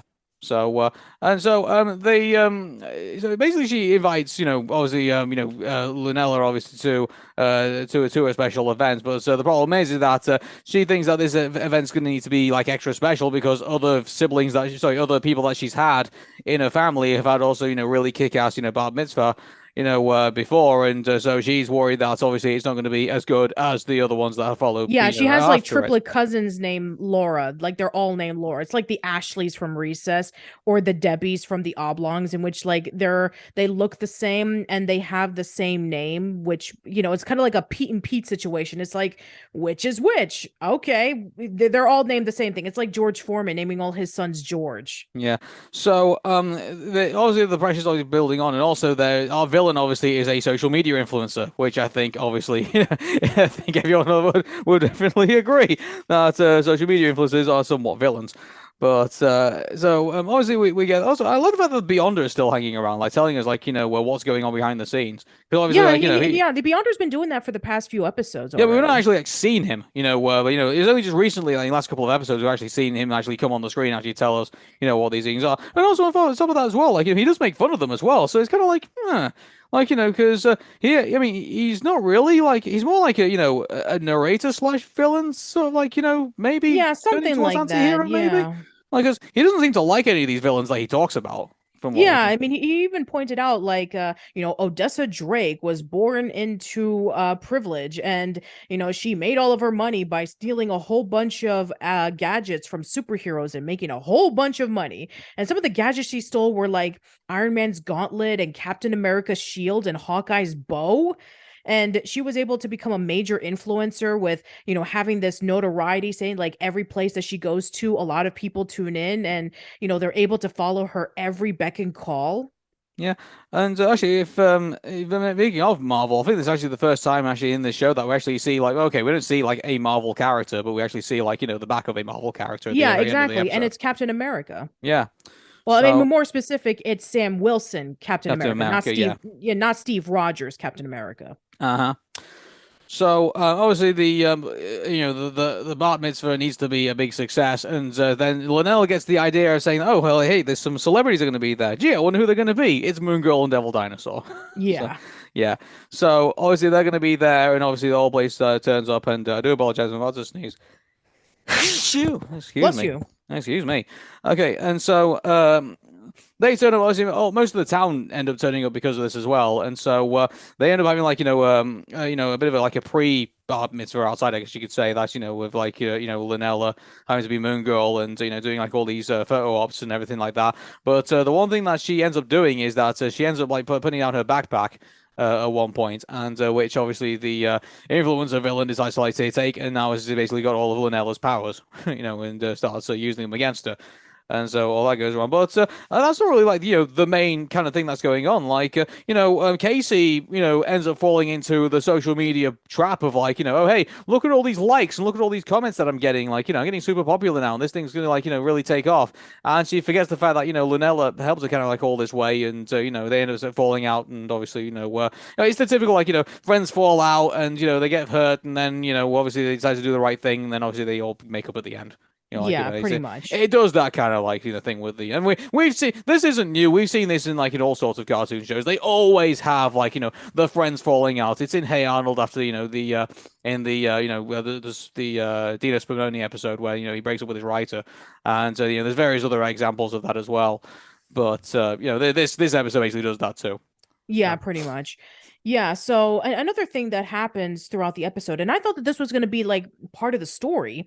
Remember when Lunella and Casey were at the photo booth and she was explaining to Casey about how much of a power hungry social media jerk she was becoming? And then there was like one instance in which she was taking off her mask and talking to her, and there was a photo of her unmasked, and then Casey held it right by her shawl.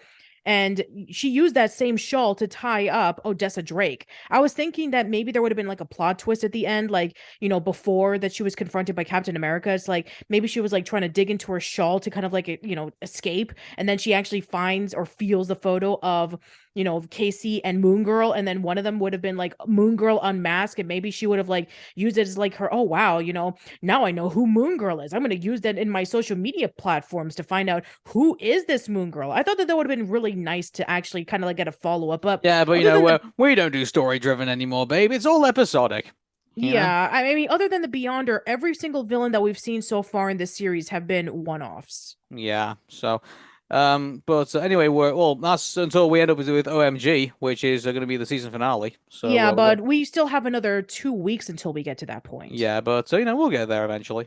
Yeah, we'll get there eventually. But Yeah, regards to this episode, like it's the one thing I thought I thought was a bit questionable is that the fight scene kind of goes into the synagogue, which is kind of like that's disrespectful. You cannot do that. yeah, that's kind of like I didn't realize that they were going to go that far with it. I thought it was kind of like but it all kind of ties into the story, and because Casey always wants to forgive Lynella for basically being a jerk to her.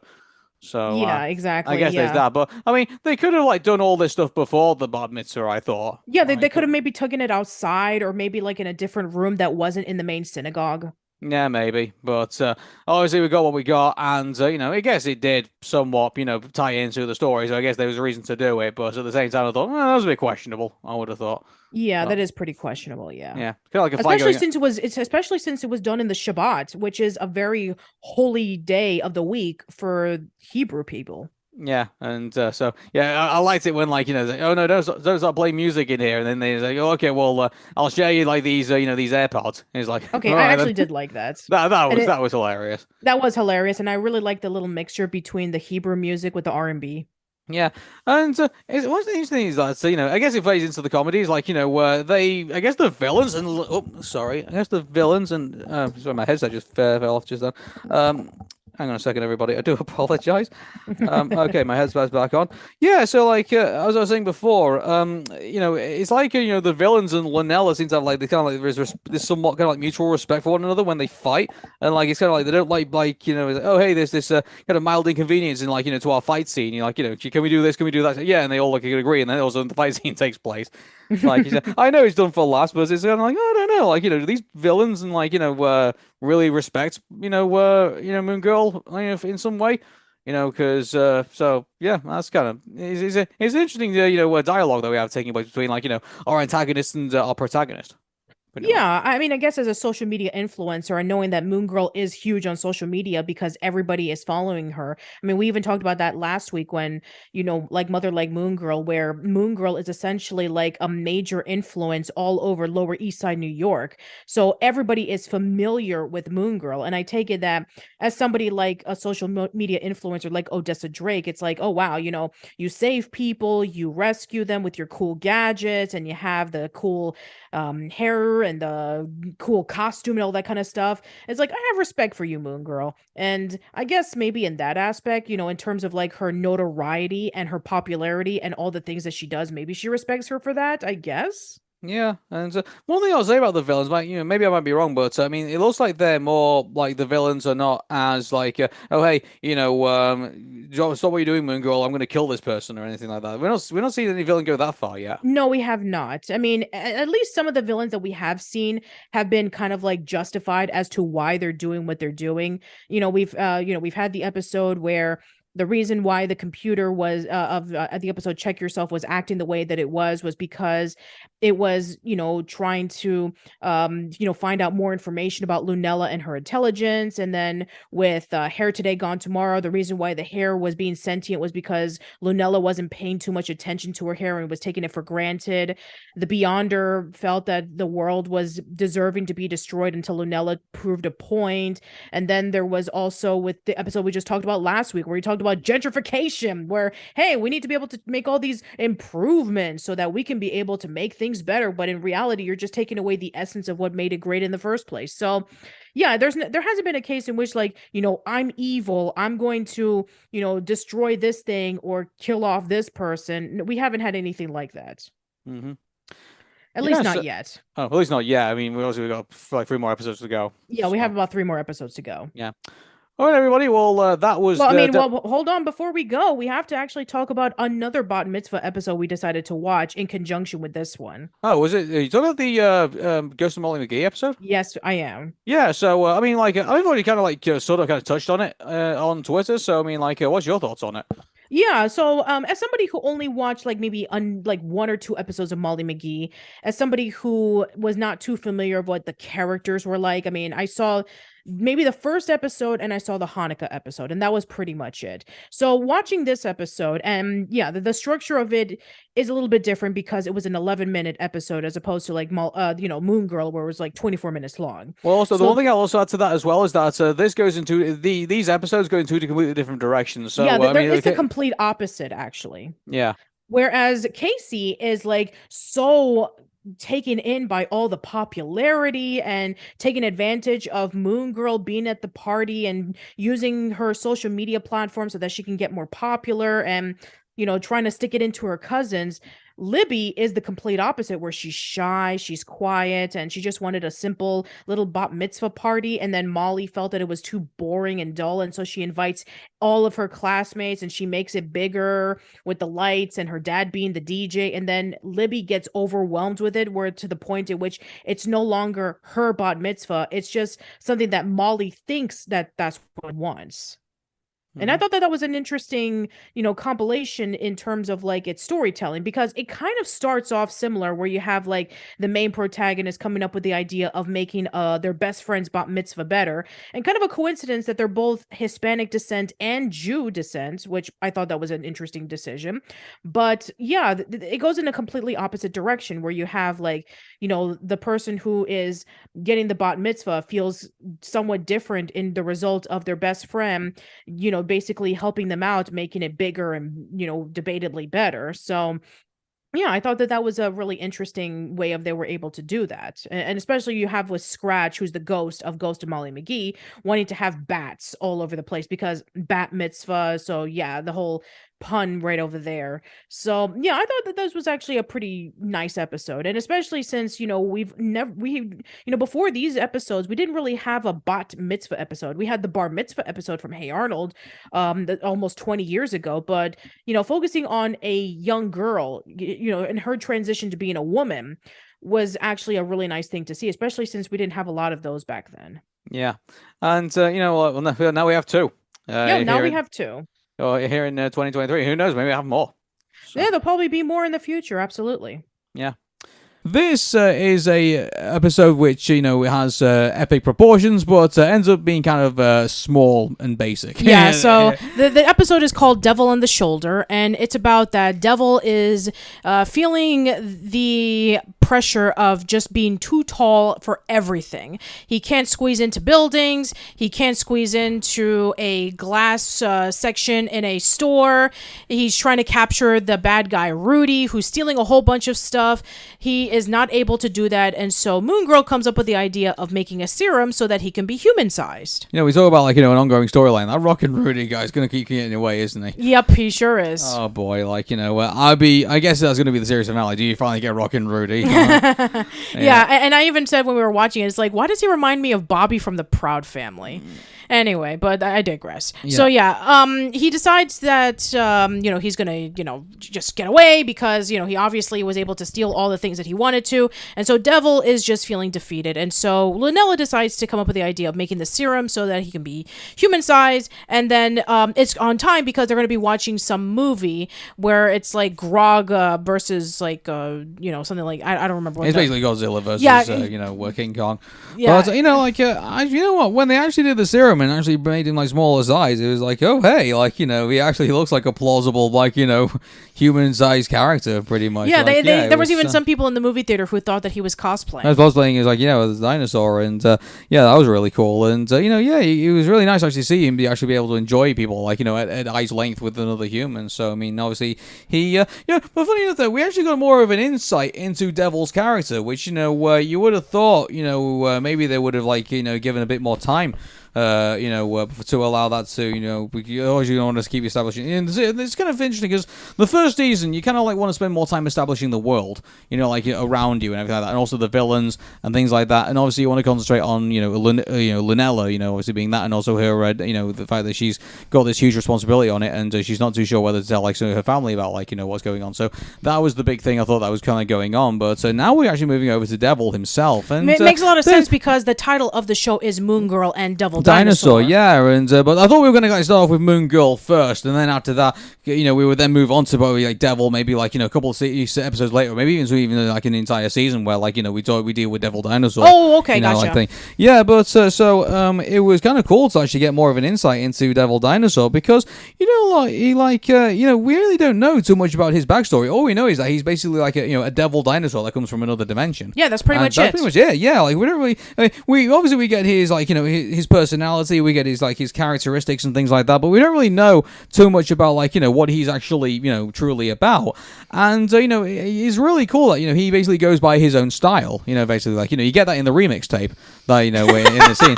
Yeah, what? That was actually really refreshing. Yeah, usually, and whenever that Lunella plays the song from her tape cassette, it's cool hip hop, or in the last episode we talked about it was hip hop mixed up with Yiddish music. But this one is just really colorful 1960s psychedelic music. You know what? I appreciate about that Devil. He goes by his own tune, which I think is so cool. Actually, that's the one main theme that kind of goes on about this. He is up against the fact that he's this big massive dinosaur, and he just feels bad, but then he actually learns to appreciate himself, which I think is really important. Once again, that's what I love about Moon Girl and Devil Dinosaur. There's so many important messages in this, and this is a really big one, and it includes a character who gets some development. So once again, I feel like Moon Girl and Devil Dinosaur has nailed it once again with an episode. Yeah, and when we were able to see off Grog or Trog, the giant ape King Kong looking monster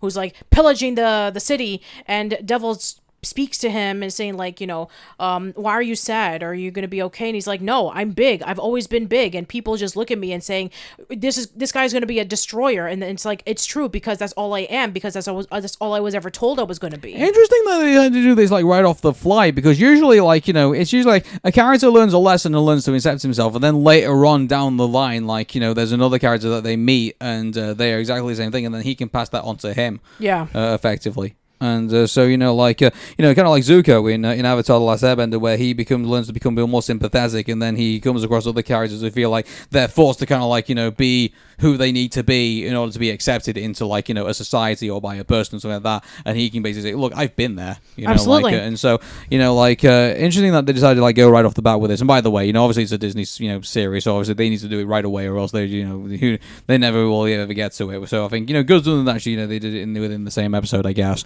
Yes. Given the context. But, I think it's great because now we get another layer of Devil Dinosaur's personality and how he feels, his interpretation of life. And, I'm looking forward to see how that plays out for the rest of the show. Yeah, and we only have 3 more episodes to go. Yeah, and actually, the final episode is a 2-parter. Yeah, exactly. So I'm really looking forward to seeing how this the season 1's going to end. Yeah, interesting also as well. Casey gets a bit of development too. She is not afraid now to get her hands dirty. Pretty much, she is. She puts the lab coat on and follows Linella's instruction. Which is fantastic. I mean, she's like, I don't read genius. I don't even speak genius. What am I supposed to do? And then Lunella basically just sings the instructions via rap music so that she can be able to properly understand. I loved that. And she was able to do it perfectly because that's when Devil, came back into being his regular giant self again. Can White Diamond freestyle rap? I guess maybe. I would love to if she has if that exists of ad lib of stuff like that, or some extra stuff like her doing that. I would love to hear that. That'd be really cool. Oh yeah, there's so much to love about this show, isn't there? Absolutely. Yeah. And also we have another Marvel character appearance. So last time we talked about that there was a brief cameo. The 2 episodes ago. I'm sorry. There was a brief cameo of Sam Wilson, aka the current Captain America. This time around we have Dr. Bill Foster, who you may know is one of the doctors/scientists alongside with Dr. Pym in the Ant-Man movies. And he's voiced by Lawrence Fishburne, who is also not only, the one who, plays him in the movies, but he's also the executive producer of Moon Girl and Devil Dinosaur, and he's the Beyonder. Yeah, and once again, that was really cool to see, and interesting to see how, like, Luna, I was interested to see if, because when I was talking about Batman Beyond before, and in later seasons, where Martin, McGuinness was invited to actually join, like, the modern day Justice League. Yes. At that point, interesting to see if we get an introduction to Samuel L. Jackson, and he offers Moon Girl an opportunity to the Avengers initiative. Oh man, if Nick Fury is going to come in at the season 1 finale and says, Moon Girl, we need you to come into the Avengers, that would be sick. I could see that being the last line of the season, and then after that it gives you, like, that's what they should do. Like, Moon Girl's, like, saved the day, in the city, and she's pretty much done whatever she can do, helping out her community, and then all of a sudden Nick Fury turns up and offers her a chance to go and join the Avengers initiatives, and then just leave it at that, and then leave all the intrigue for season 2. Yeah, that'd be interesting for them. That would be really interesting. Yeah, we get to see her with Spider-Man and with Captain America and with a whole bunch of other Marvel characters. Yeah, so like I'm interested to see if that goes to that route. But again, we're not familiar with, like, Moon Girl and Devil Dinosaur in regards to the comics. Yeah, and, like, we haven't read the comics. We are basically doing this as, like, oh, hey, here is a Disney animated show that is a Marvel property and is taking place in this world, and that's what we're going on. Exactly. Yeah. Hey everybody, it's Aaron from the Aaron Meta Show. And I am Patricia from Old School Lane. Hey, and we are actually going to do a watch-along with Moon Girl and Devil Dinosaur. This episode is Coney Island, baby. Coney Island, baby! Anyway, first of all, the only thing I really want to say is that every time I watch the theme song, I still get hyped for this show. Oh, yeah, absolutely. White Diamond just nails this intro, doesn't she? I mean, the fact that she's able to bring this beat, and at the same time with all the colors and all the movement that is happening with every single time that you tune into an episode, it just really makes you excited about it. Yeah, I love all the colors as well, and it's just also the animation is just so smooth. Absolutely. In all of this, so they really put some good effort into this. Just from the intro, like, you really want to get excited for this show. Mm-hmm. Okay. All right, we are in action, literally. Loop the loop. Yeah. I always love it. Like, they start off Moon Girl as a confident, badass, and David apparently backing her up. And apparently she's fighting Maleficent. Apparently so. Oh, maybe. Or she's fighting someone who basically brings darkness to everyone else. Hello, darkness, my old friend. All right. Okay. Moon Girl powers activate. Change into a neon color Moon Girl. We're gonna have a rave. Buy the toys. Yeah, it kind of reminds me of, like, the looks of Tron, where they're inside the grid. Yeah, yeah. Maybe that was an intentional reference. Maybe it was. Yeah. All right. Well, that was easy. Yeah. So, obviously, the great thing about this is it gives a good introduction to, like, if you've never seen the show before, at least it gives you an introduction to Moon Girl, at least. So that's a good start. Oh, here comes Mimi. And we're going to Coney Island. Yeah, baby. Oh, hey, cool. It's a Subway reference. That is right. And it is actually the references that you see in whenever that you're going over to the train station. Mm-hmm. Oh, yeah, we're just turning up a little bit so we can, like, watch it. So. You're rocking it, Casey.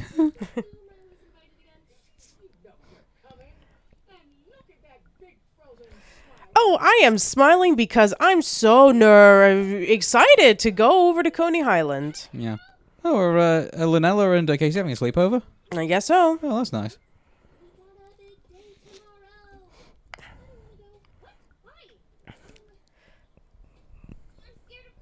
Scared of Coney Island. Oh, I grew up with Coney Island, actually. I used to go there all the time when I was a kid. Clearly, Lynella hasn't. So. Yeah. Yes, she did. The creeps. I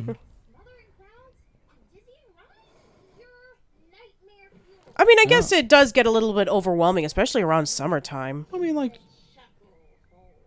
The Chuckle Hole? The Chuckle Hole. The Chuckle Hole.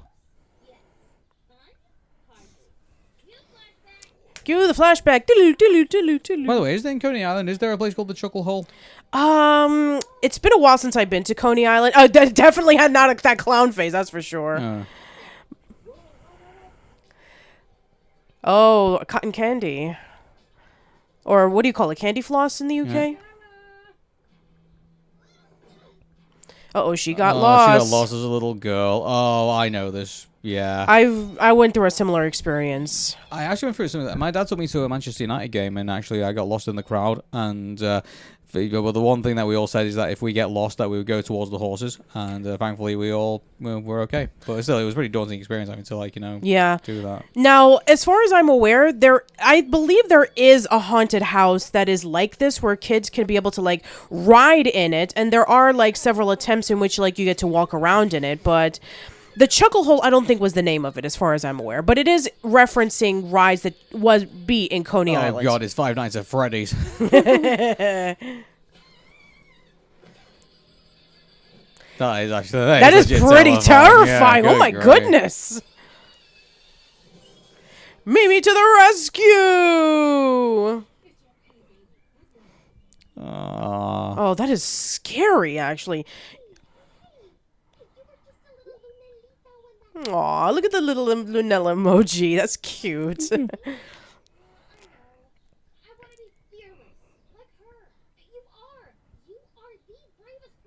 I mean, she is Moon Girl after all. Oh, yeah, she is. I mean, I'm sure that we've all had our fair share of childhood fears, and trust me, getting lost is definitely one of them. Yeah, and well, this is an important episode actually. Even if we're going down this route, it's it's her conquering her childhood fears. Mm-hmm. And here comes Coney Island, clown face not included, and hurricane. I guess they couldn't use cyclone. That's the name of the actual thing. Yeah, yeah, that's the name of it. I guess maybe it was a legal rights issue. I guess so. Mind you, were they allowed to call it Coney Island? I mean, mind you, I guess in Super Mario Brothers Super Show they were allowed to call it Coney Island Disco Palace. So, exactly. Yeah. Yeah, maybe it was that. Oh no! It's the Beyonder. Here he is back eating the sandwich.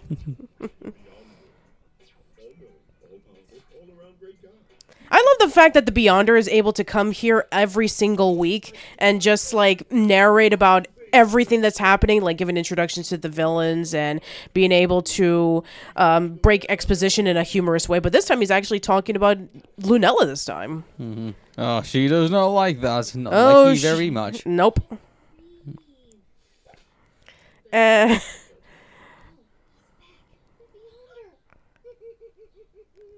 Wonder what he wants this time. Let's see what we got. Destroying the world, trying to prove humanity is worth saving. I don't know. Perfect Picasso painting. I love that. We're turning towards the end of season 1, and we're already building Devil Dinosaur as a character. I really thought that season 1 was going to be all about Lunella with Devil Dinosaur backing him up, and then season 2 will be about Devil Dinosaur and his weak points. Yeah, you were mentioning that, especially when we were going throughout the episodes, and then we talked about the episode from 13 where Devil wanted to be small because he felt like he was too big, and then we got to know more about him as a general character. Yeah, I'm gonna go on a gut feeling here. I feel like Devil Dinosaur is younger than Lunella. Yeah, I think so. Yeah. Oh yeah. What the heck? Let's have infinity sandwiches. The Infinity Burger. I'm pretty sure that was one that we had at one burger place somewhere. Yeah, sure. probably. Yeah.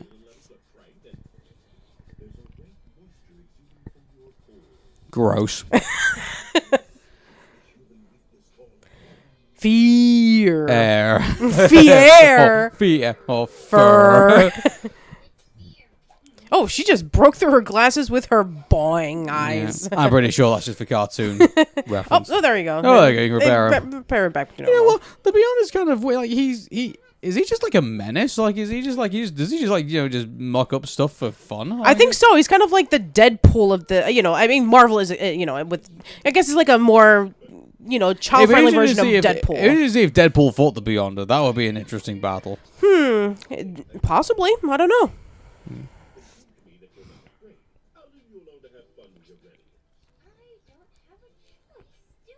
Oh.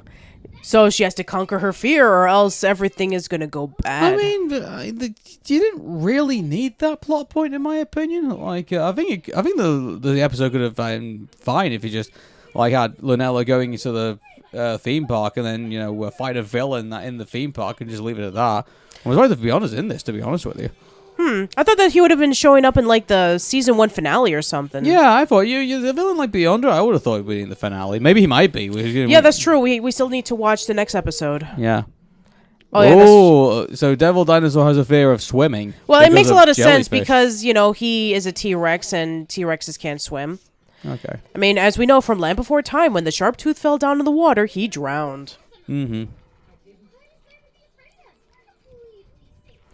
Anyway, yeah, as somebody who's slightly afraid of roller coasters, I remember 10 years ago when I went to the Cyclone with Kevin, when I went to visit him in New York, and it was actually pretty fun. If you want to go for another ride, you have to pay them $5, and then they immediately let you ride it, but Awesome. that was actually pretty fun. Yeah.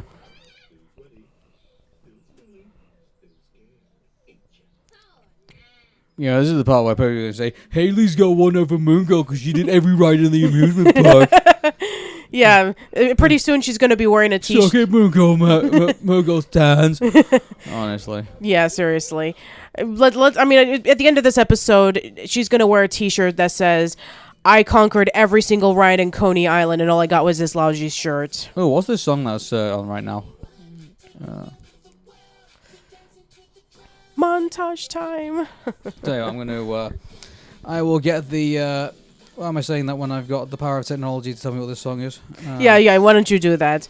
But yeah, I mean, of course, I mean, even Lunella's afraid of the merry-go-round, which is something that, like, I'm sure that you would probably conquer it when you're, like, I don't know, like 4 or 5. Okay, so this song that we're listening to right now is... wasn't able to find a result of anything. Yes, let's see what it is. Oh, no, it wasn't able to find a result. Okay, then. Okay, interesting. Yeah, I guess it's an original song, I guess. I guess it makes a lot of sense. I think that on Spotify, you can find the entire soundtrack of Moon Girl and Devil Dinosaur. Yeah, but on Shazam, apparently, it's not setting... Oh, it's suspending the search. Okay, then. That's cool. Yeah, I don't think you can find it. Yeah. This is tough. Let's try. Let's try.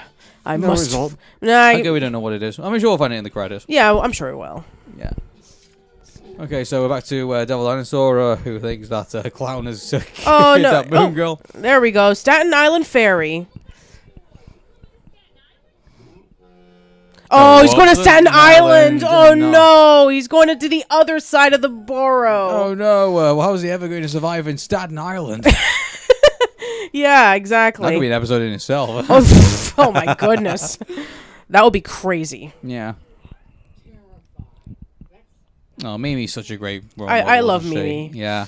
And she's like an amazing grandma character. Mm-hmm.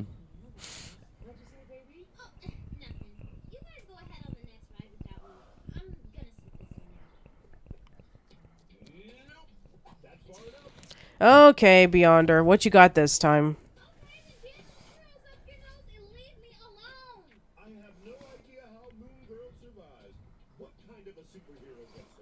I mean, every single one of them. Yeah, Batman, Spider-Man, Iron Man, everybody.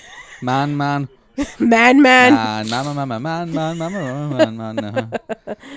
Yes, exactly. Even Universe Man and Triangle Man, everybody. What the heck is he doing? Okay, this is going way beyond of like, oh hey, fear. This is like, Okay, it's like, oh, now we have a 1920s montage. Oh, of course they are.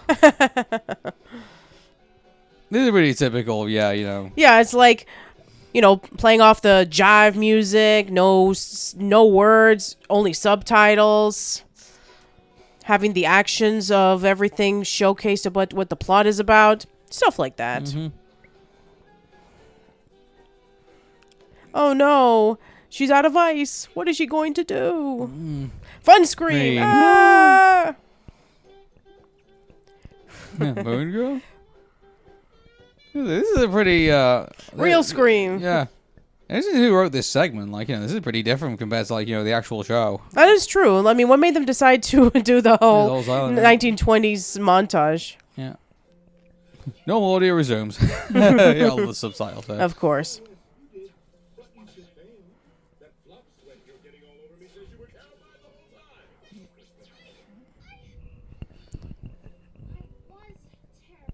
I mean, I don't blame her for being terrified, considering that her grandmother and her best friend were going to be killed in that roller coaster.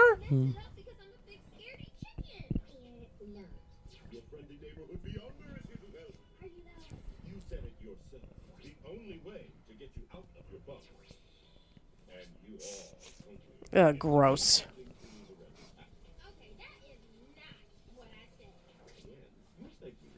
Oh boy. I mean, the key. I mean, we've already established that she's afraid of things such as, meeting up with people and Oh my god, we are really breaking the fourth wall here. Yep, we are. We're going straight into Adobe Premiere, apparently. Or Final Cut, whichever. Oh, and that's the Grinch smile. Oh, no. You're a bad one. Mr. Beyonder. You're really running amok. Oh. Oh, boy. Here we go. Time for the fear. What the? Why did he just make Mimi disappear? And, dude, why? What? What? This is dark. Okay, well. What's the point of this? Maybe it's to prepare something that's going to happen next week. I don't, well, I mean, that's, yeah. All right. What's your angle, Beyonder? Seriously. This is interesting now. Going all Tron mode to finding Mimi now. Going on Tron. Oh, God! No, okay, apparently scary delivery guy. Oh, jeez. And This is scary random people. What is this, Invader Zim now? He's Left for Dead. Sure. We're in the other world, and apparently, Oh, that might have hurt some people there. But are they then. even real at this point? Yeah, actually, that's a good point. Like, is this like, in Watching and Dreaming in the Owl House? Where, Probably it is. It's like inside Lunella's mind. Yeah, are we gonna like wake up after a nightmare or something? Welcome to Staten Island. Nice that he was able to go to Ferris Island in addition to Staten Island. Mm-hmm. You're gonna have to swim there. Conquer your fear. Even though that is not technically possible, because you have no arms. Oh, it is Devil Dinosaur. Well, that's a good idea. Or he can surf there. Yeah, there you go. Yeah, that sounds about right. Yeah. What's going on? Oh boy, this reminds me of that episode of Are You Afraid of the Dark, where they're in the theme park. Hmm. Oh, the chuckle hole. That's where we're going. We're gonna conquer that fear, all right.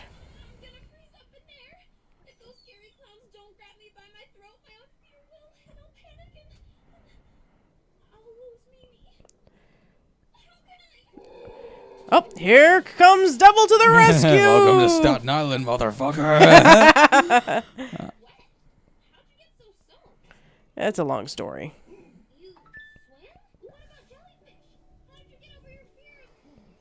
Oh, it was the jellyfish he was afraid of. Yeah, I guess. Oh, I thought he was afraid of drowning. Okay then. I guess. I know. I thought he was just afraid of. I thought that was just like his experience, like going in the water and stuff. Okay, although it made him genuinely afraid of water. Oh, right, that makes sense, maybe. Okay then. All right then.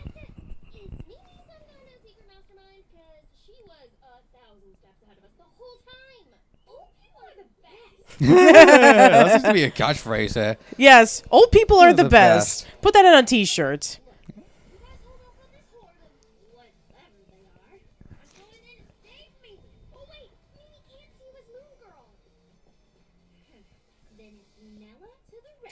But you have the Moon Girl outfit on, bro. Maybe she's probably gonna. Oh, is this the episode where she reveals to? Oh wait, maybe not. Never mind.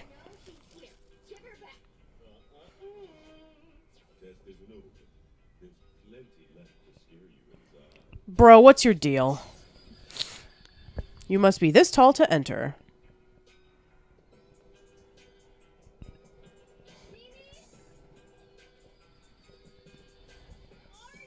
I'm really looking forward to see what the payoff of all of this is. If to be honest, just saying, "Oh, I'm just doing this to mess with you," and quite frankly, all of this has been a waste of time. Yeah, fair enough.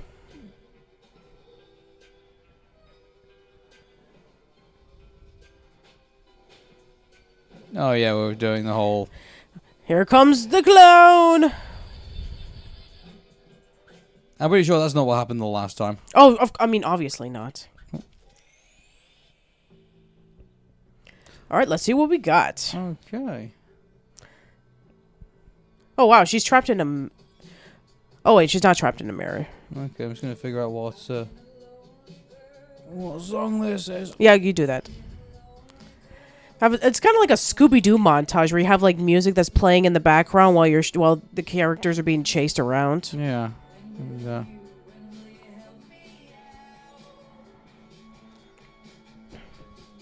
give me a second, I'm just gonna see if it'll find. Okay, "Hungry Ghost" by Hurry for the Riff Raff. Oh, okay, cool. Hurry for the Riff Raff. Or maybe Hungry Ghost is the name of the band and her. Oh no, Hurry for the Riff Raff is the name of the band. Oh, okay. Okay. This is called "Hungry Ghost." Oh, okay, cool. Yeah.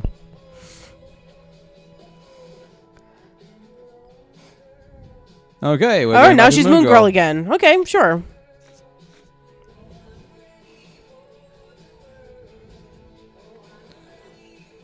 I love these fight scenes, like, you know, all the colors, like, you know, it's all different. Yeah. And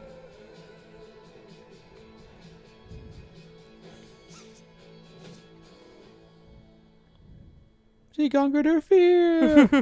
Now eat this, sucker!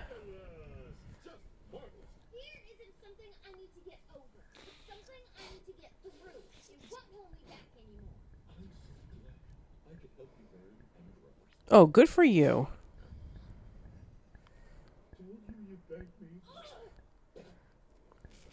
Okay, then, so Beyonder helps Lynette conquer her fear for Reasons.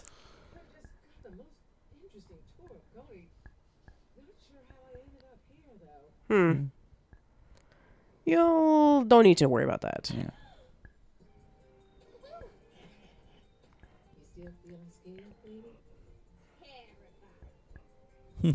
Good for her.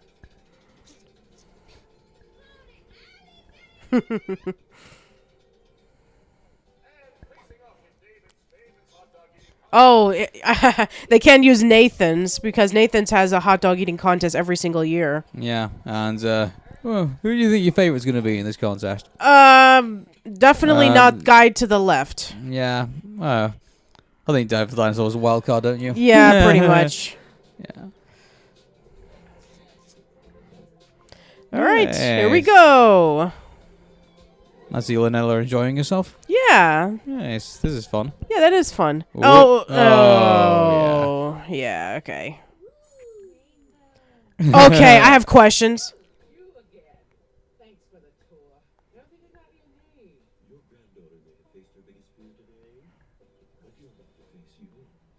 Oh, What? boy. What? What? Okay, I have questions. Well, Oh, well, given the fact that this, you know, it's going to be a two-parter in the next 2 episodes, isn't it? yes, it is. Well, okay then. Well, I guess this leaves us to, you know, our next episode of Moon Girl and Devil Dinosaur. So, yeah.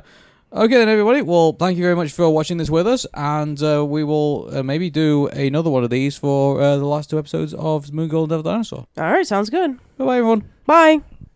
This is the season finale for Moon Girl and Devil Dinosaur, and I do have to say, OMG. OMG indeed. Now, we want to give off an apology for last week's episode because we posted a live reaction of what we thought of Coney Island Baby as opposed to just doing a regular discussion. But I'm sure for those who already knew, if you tune into Arun and Patricia, we did record like over 2 hours of that episode of Arun and Patricia, but then, of course, Audacity had to glitch out and we had to record the whole thing thing over again, and then we decided to record our reactions to it as opposed to just talking about it like we would normally do. But yeah, we did enjoy Coney Island Baby, and of course that ending left it off where maybe the Beyonder knew something about Mimi that would be followed up with next week, and OMG Issues 1 and 2 did that with strides. Yeah, I was very surprised at the villain that we got. So the villain that we have in this is someone who used to work with the original Moon Girl, and that's what OMG stands for, apparently. Yeah, it's original Moon Girl. It doesn't stand for Oh My God. Yeah, so we get more of like some backstory of that, and then we call back to Moon Girl today, the current Moon Girl. Yes, and she's fighting off basically the bad guys that this guy sent off to basically capture the the machinery that Moon Girl had, and also to try and defeat Moon Girl herself, but obviously that failed. And then we get the introduction of S.H.I.E.L.D., which was quite a bit of a surprise. So we basically get the agent, I think it was Maria Helm. Maria Helm. So she's introduced into this, and so she now has the contact of S.H.I.E.L.D. effectively, and also they have some backstory on basically this. The original Moon Girl, which they want to share with her. Unfortunately, the bad guys come and basically, attack S.H.I.E.L.D., a ballsy move, in my opinion. Yes. I'm really surprised this won't get the attention of Nick Fury. It's like, hey, some guy just broke into S.H.I.E.L.D. and, stole, some really, important material that could probably control the fate of the world. No biggie. But, so apparently that happened. So, but then, when she goes back, we have probably the most shocking reveal, I think, of the entire show, and that is that apparently Mimi is the original Moon Girl. That's right. That is just... I guess there were hints that were kind of dropped throughout the show, which, I had seen a slight spoiler that kind of, indicated that Mimi might have been the original Moon Girl, but I didn't really believe it at first, because, I really wanted to, be surprised. I really thought it was either going to be a villain. I thought it was going to be, maybe it might be, another character. Maybe, the Professor and Haley's on it, where she probably helps out Moon Girl, reappears at some point. Maybe she, was going, through the whole Captain America phase, where she's still trapped in status, and then she's Moon Girl activates the portal and she comes out of status. I don't know. I thought she might have been lost somewhere, but no. Yeah, kind of like how in Gravity Falls, in which they were able to find Stanford trapped in by Bill Cipher in another dimension for who knows how long. Yeah, exactly. And so the fact that it ends up being Mimi, that is quite a surprise, to be quite honest. But mind you, given the fact that there was some hints that she was kind of catching on to the fact that she thought that Lunella was Moon Girl, and she gave her plenty of opportunities in season 1 to say, is there something that you want to tell me? And so Lunella was really conflicted about whether she should tell her or not, and so for obvious reasons, of course. Yeah. So, Mimi finally finds out that, Lunella is Moon Girl and vice versa, and that whole thing just, breaks the minds of, everybody involved. And but before they can actually do anything, our villain finally makes his reveal. Yeah, so his name is Morlack. And he is the leader of this organization known as the Enclave, where there's a bunch of, guys dressed up as bees shooting off lasers, and the reason why they're trying to find Moon Girl, the original Moon Girl, or OMG, is because she had the plans for the dimensional portal that was going to be used so that they can be able to, conquer everything and learn more information about it. And then, unfortunately, the people behind the organization that they were working for, they wanted to take all the credit, and Morlack and Moon Girl were fired from their jobs and basically were, going to be erased from history from all the hard work that they did. And Morlack was not happy with it whatsoever. And so he decided to present the dimensional portal over to this main executive. The portal goes completely wrong, drags everybody into the dimensions, including the main executive and the person who was going to steal all the credit. And so he became in charge of Enclave, and Moon Girl saw that he was becoming corrupted, that he wanted to get attention, he wanted to be the one to get all the recognition, kind of like Charles Muntz from Up.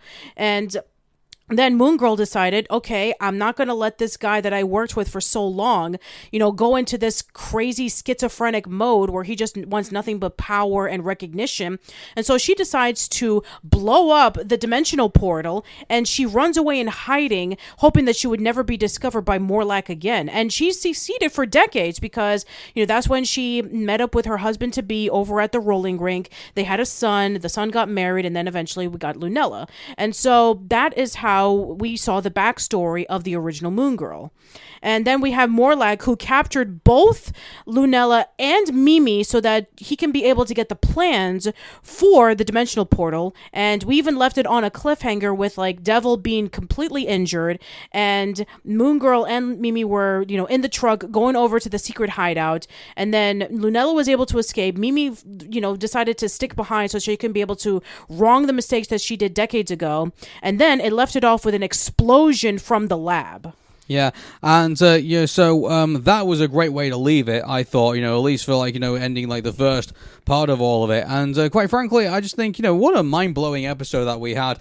This is on par with the before the season finale of season 1 of the Owl House, I thought. It really went there with that. And I mean, I'm convinced right now. I think, if compared to Moon Girl Devil Dinosaur comparing to Dexter's Laboratory, I prefer Moon Girl Devil Dinosaur now. I really do. I think Lunella is such a relatable character in all of this, and so much to take on, just for a young girl of that age, so much going on. And I just think that the fact that you have by the way, the whole music fighting scene that we've seen throughout the show, Moon Girl doesn't win at this, she's effectively defeated. Yeah, exactly. So it's just that whole bit I thought was incredible. And so then we finally move on to issue 2 of OMG, where I always thought that Devil Dinosaur was going to survive that explosion. So I mean, I wasn't really too about that. By the way, the Beyonders' whole explanation for oh, did you watch Mr. The first episode? And he does the whole paper mache kind of description of how it all works, how OMG. But issue 1 works. I thought it was quite hilarious, really, because you thought that the Beyonder would do something a bit more elaborate than that, but he didn't. It was basically just like a kindergartner's kind of way of explaining what happened in issue 1. Yeah, and then we have Casey coming in alongside with Devil Dinosaur, and she's asking Lunella, "Hey, what happened?" And then when you thought that, okay, she's going to explain it again, and then we the Beyonder comes in and says, "Oh, you already know this part." And so he rewinds and fast forwards everything of the things that we saw in episode 1, and then when he gets to the point in which okay, we're going to go back on track, he pushes play. Yeah, and then Casey basically reacts to the fact that Mimi is actually the original Moon Girl. Yes. So so Moon Girl's got nothing now. She's effectively just got herself and her own her own wits about her, and also Devil Dinosaur is currently waiting outside because everything is destroyed. So then Casey brings out the stealth suit, which she designed, and I think it's really cool that Casey is getting so much development in all of this. She's learning from videos. She's getting better at her craft of hyping Moon Girl.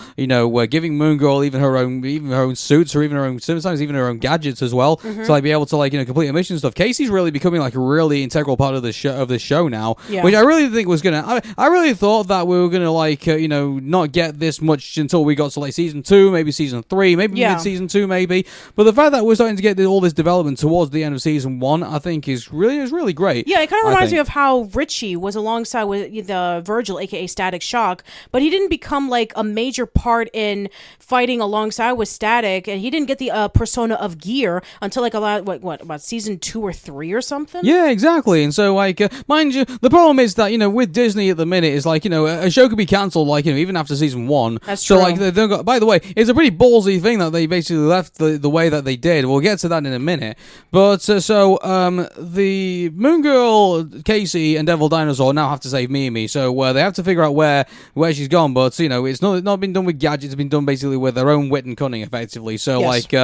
Casey puts together this whole board of where everything has been, where have we seen the bees, where have we seen this, that, and the other, and then they find out that the machinery that they use, some of the diamonds that they use, have actually been carved out of like an old material from like the 19th century, which points to a house located outside of Manhattan. So they then go to the house, they kick some ass, and then they finally get into there. And but Mimi is now got a problem because she can't abandon what she's doing, because if she does, then Morlock is going to basically harm her family, which she doesn't want to see happen. So she goes ahead with building the system, and both of the Moon Girls are going to try and stop Morlock somehow, but he ends up activating the machine and ends up bringing some more of these these monsters through, right, and everything. So so they go through like this whole once again they go through like the whole play the music, kick ass scene, everything like that, and but funny enough, they again don't really succeed in the end. I mean, obviously Morlock gets pulled into the portal when they reactivate it again, but the problem is that he's overpowered it, so the only way that they can shut it off is basically it has to be shut from both sides of the system, and so Lunella, to Mimi's shock, goes through the portal, and they both shut the portal off over on the same side. So Lunella is now stuck on the other side of the dimension. Yes, and that's how that's how they leave it. That's how they left it. I imagine they cancelled Moon Girl and Devil Dinosaur on that. Yeah. But they're not. They're not. We are going to get season 2, by the way. Yes, and by the way, I have the article up right now on what's going to happen for season 2. So we're going to be having a new villain in this, who is Molecule Man. And according to the description of Molecule Man, it says this: he is a powerful being with the ability to manipulate non-living organic matter. Often feeling like there is no place for him, he escaped to a whole new planet and uses his powers to create an incredible world of natural wonder, soon making it a popular destination for aliens and beings across the multiverse. And he's going to be played by Edward James Olmos, who you may know as Agent Robert Gonzalez on Agents of S.H.I.E.L.D. And he's also really connected to the Beyonder, because that's who his antagonist is. Wow. That was pretty cool, actually. Yeah. And, here's the thing. I think the Beyonder now is starting to kind of turn into more like an anti-hero, don't you think? Yeah. He was a villain one or two of the episodes, but, he wasn't, trying to, defeat Moon Girl. He was trying to make Moon Girl stronger in some way. Right. Confronting her fears, making her think more about, outside of the box and everything like that. And also the Beyonder's our narrator, basically, for the show, effectively. So, if anything, we may not agree with some of the things that he does, but good grief, does he get Moon Girl going, when he appears. Yeah, and I think that he's going to be integral to season 2, not only because of Molecule Man, but also because Moon Girl is on her own. She doesn't have Devil Dinosaur. She doesn't have any gadgets. We don't even know what the dimension looks like. It could be a jungle. It could be maybe a planet, a dimension that has technology. Until we see some concept art, we have no idea what we're looking at. Exactly, really. We have no idea when we're looking. By the way, we have not seen any of the Moon Girl and Devil Dinosaur comics, so we don't know. Yeah, exactly. We haven't read any of the comics. We haven't. They actually did a really nice callback to the comic where they were talking about Professor Kirby, referencing Jack Kirby, the creator of Moon Boy and Devil Dinosaur. So that was actually a really nice, homage. But other than that, we don't know anything about this. We're going at this completely blind. Yeah, exactly. And so I guess we can speculate. I guess at this point about what we could essentially see. So dare I say, maybe this might be Moon Girl going through maybe a Samus Aran moment. Maybe maybe she probably goes there and finds a cool super suit that she can probably wear, start really be a more powerful version of Moon Girl, maybe. Or maybe her and Morlock are going to have to be forcefully to team up together so that they can be able to get back. I mean, we saw Mimi is going to be fixing the portal, but I wouldn't be surprised if Lunella tries to find a way to get back herself. Yeah, maybe it could be a Thoughts on Accelerator kind of thing for Bucky O'Hare and the Toad Wars, where basically they have to build two identical machines and then activate them somehow at the same time, and maybe it ends up being a massive coincidence that they end up doing it. Yeah.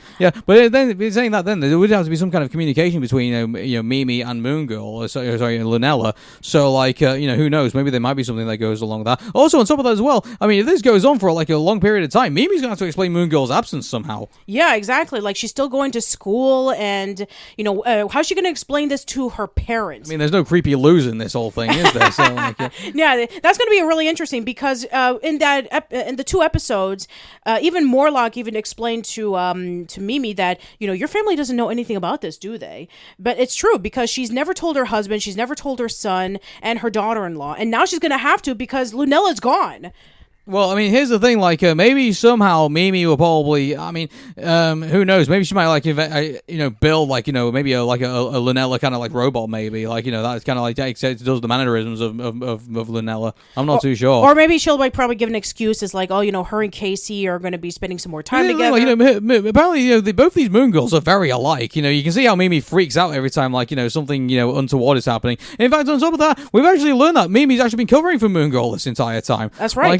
She found out, from the very beginning that, Lunella was Moon Girl. Adopting a name, even she was even washing her like a super suit when, she wasn't around. And, Lunella's like, I wondering why it was smelling like April Fresh. I mean, we kind of knew that from episode 2 when Moon Girl first saved Lower East Side. And then we had that look from Mimi. It's like, yeah, I kind of had a feeling that, Lunella was Moon Girl this entire time.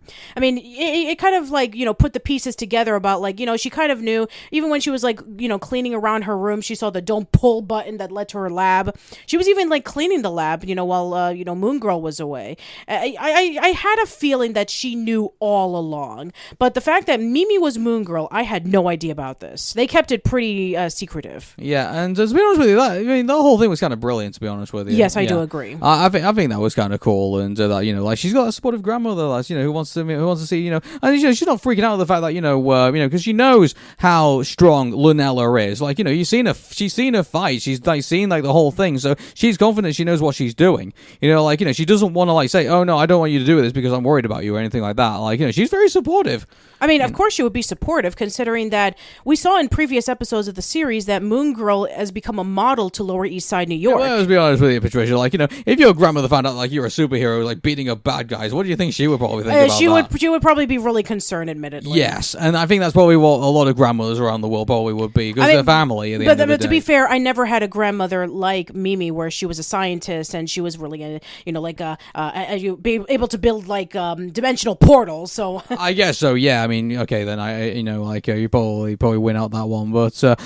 So, I mean, the great thing I think that Lunella has got for her is the fact that, she's got, Mimi on the other side who could potentially try and bring her home. So there's that. So, I mean, interesting that, the thing about season 2, because we knew the season 2 of the Owl House got very dark at one point. I mean, is Moon Girl Devil Dinosaur going to go the same direction, do you think? That's a good question. And also, is Moon Girl and Devil Dinosaur going to be more story-driven? Because most of the episodes were episodic. It has been, when you really think about it, because, there's been some episodes where unless you watch other episodes, you won't really know eventually what's going on. The other appearance of the Beyonder, the fact that those middle things began Mimi also catching on to the fact that she was Moon Girl. Obviously, we need those episodes sort of kind of those and ones also as well. Casey also, the fact that see Lunella kind of evolve over time. There's times at the very beginning of the show that you wouldn't imagine Lunella was going to be able to do this, but unless you've watched this episode, watched that episode, you would then sort of have a believability that Moon Girl can do these things. So in a way, I mean, this show has been episodic, admittedly, but you can tell that there's been some inklings, that's the people who wrote the episodes didn't really want it to kind of be like that. They want it to be kind of a story-driven linear show, but obviously, that's not what Disney wants anymore. Unfortunately, they want these episodic shows that can be played out of order, and exactly, which I think sucks. Personally, I don't think that's I've said this. I'll say this 1,000 times. I think it's the wrong idea. I think you create a show, you create an episode, you then tell the story in that episode. You create a bit of buzz, like they did in Gravity Falls, like they did on Amphibia, like they did in the Owl House. You create a bit of buzz and get people talking on social media about what's going to happen in the next episode. And those shows, I think, succeed better than other ones. Yeah, even though that I have heard people talking about Moon Girl and Devil Dinosaur when it first came out, I haven't really seen a consistent buzz on the internet about it. I mean, I've seen people talking about the show, but not as much as, say, the Owl House or anything. No, admittedly, not as much as the Owl House. Anyway, that's what concerns me about when the Owl House actually ended, because what's going to be the show that's going to carry Disney animated television? Television, DTV, I'm not sure at this point, but then again, I think that Moon Girl and Devil Dinosaur has done a really good job of upping up the ante and, putting in little pieces of what the characters are going through from episode to episode and eventually leading up to the point that it is. I mean, we saw where Lunella started. We saw about her struggling to become Moon Girl, about how her actions are able to play off towards other people, and then eventually her conquering herself so that she she can be able to be strong and brave enough so that she can be able to fight off even more dastardly bad guys. Yeah, I mean, like, let's be honest about this, and, you know, all respect to, like, Rebecca, who, you know, we really do appreciate having her on the show and everything like that, but, like, you know, how many people are talking about Haley's on it at the moment? Well, other than that first episode, I haven't really heard a buzz about There's a meme that's currently going around the Owl House Reddit at the minute where they basically take, the Professor, they take Haley, and they take Beta, and basically they put underneath, you know, like, oh, we've seen this before, and they put Luz, King, and Ida, on the other side. And so, I mean, unfortunately, I think a lot of Owl House fans are sort of in agreement with this. This is just another, like, you know, attempt for them to try and, you know, do something with, like, that looks on par with, like, the Owl House. Effectively, and so, like, you know, some Owl House fans aren't really taking to Haley's on it at the minute. They just want more Owl House, if anything. Yeah, well, unfortunately, we're not going to get that anytime soon. Well, as well as the fans are saying that, you know, like, and so, you know, that is, unfortunately, another bit of evidence that Disney, unfortunately, are tone deaf to their fans. And we were talking about that before with Pixar. We're talking about it with, you know, with Haley's on it, and now we're talking about it with this. You can't ignore these signs, unfortunately. Disney can't ignore these signs. Effectively, like, it's this is going to be a massive problem for them unless they give something that is really going to give, like, a massive buzz to Disney fans to justify keeping their Disney Plus subscriptions, to justify them going into the theater to go see a Disney product. I mean, like, they're going to have a problem. Yeah, I mean, right now, even though that we've heard some positive reviews from shows like KIF and the Ghost of Molly McGee's second season has actually generated a lot more buzz on social media, saying that it was really, really good. And well, I mean, the reason for that is because obviously now you've got this really interesting storyline with Molly McGee, and obviously with with her new, like, you know, on and off boyfriend. You know, like, the fact that she's in love with this guy, but then at the same time he's a ghost hunter, and so obviously doesn't like ghosts all that much. Right. So, I mean, like, it's an interesting dynamic. But also, on top of that, I mean, we have to talk about a little bit about Molly McGee. I mean, like, I'm not really somewhat in favor of this ship as of yet, because really, like, if you're going to, like, date this guy, but at the same time, like, he really hates your best friend on the prejudices of, like, you know, he hates ghosts and stuff like that, I've got to be honest with you, this is a toxic relationship. Like, you know, that's just my opinion. I don't know how you feel about that relationship. I know you're not seeing it yet. I have not seen it at all. So, I mean, like I said, I'm just finishing up with Big City Greens. I finished through all 4 seasons, and I really like the story that they were able to take with it, where, you know, we kind of started off with the Greens moving into the city after, like, being years in the country after the farm had failed, and then we got to, like, get introduced to, like, new characters. We get the reintroduction of you know, the Greens' mother, Nancy, after, you know, being in jail for so long. By the way, that's the reason why the mother wasn't shown in the first half of season 1. Why was she incarcerated? The reason why she was incarcerated was because she was freeing cows from a dairy factory, and she wanted to set them free because she loved animals. Oh, she's an eco-activist then. Yeah, something like that. She's an eco-activist. She loves animals, and so she set them free. The police caught her. She was locked up in jail for years, and then finally she was able to do her time. She finished with jail, and then literally, like, the first episode that she's brought back, the kids decided that they wanted to free the animals from the zoo because they felt like they weren't like their mother. So yeah, good grief. So, like, but no, seriously. By the way, to be honest with you, I mean, like, that's, yeah, I tell you what, with all the environmental, catastrophes that are currently happening right now, and all the protests that are currently going right now, that character is going to be more relatable than you realize. I love Nancy, by the way. I my top 3 characters on Big City Greens are Tilly, Nancy, and I guess it's a toss-up between Alice or Julia, because, I mean, Alice is the grandmother of the show. She's always a riot, you know, like the grumpy old lady characters.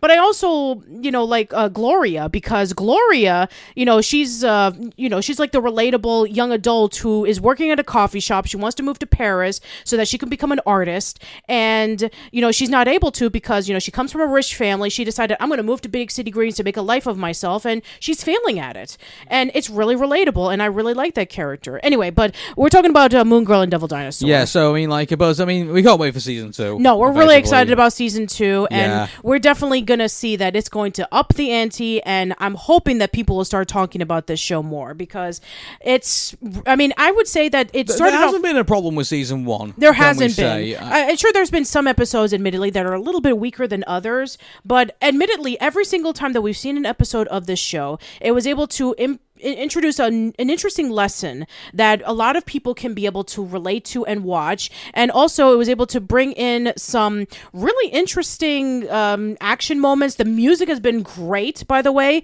The entire soundtrack of Moon Girl and Devil Dinosaur is up on Spotify.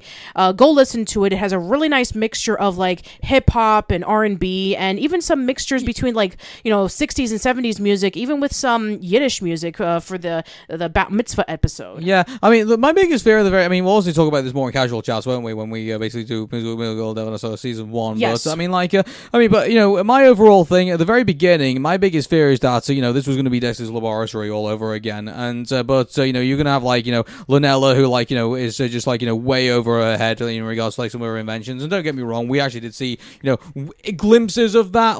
She obviously needs to overcome her intelligence in some way, and there was that involved. But then I thought we were gonna have here's Casey, she doesn't really understand. She's a bit airheaded, she doesn't really understand what she's doing. She pushes a button and gets everybody in trouble, and then Moon Girl has to save the day.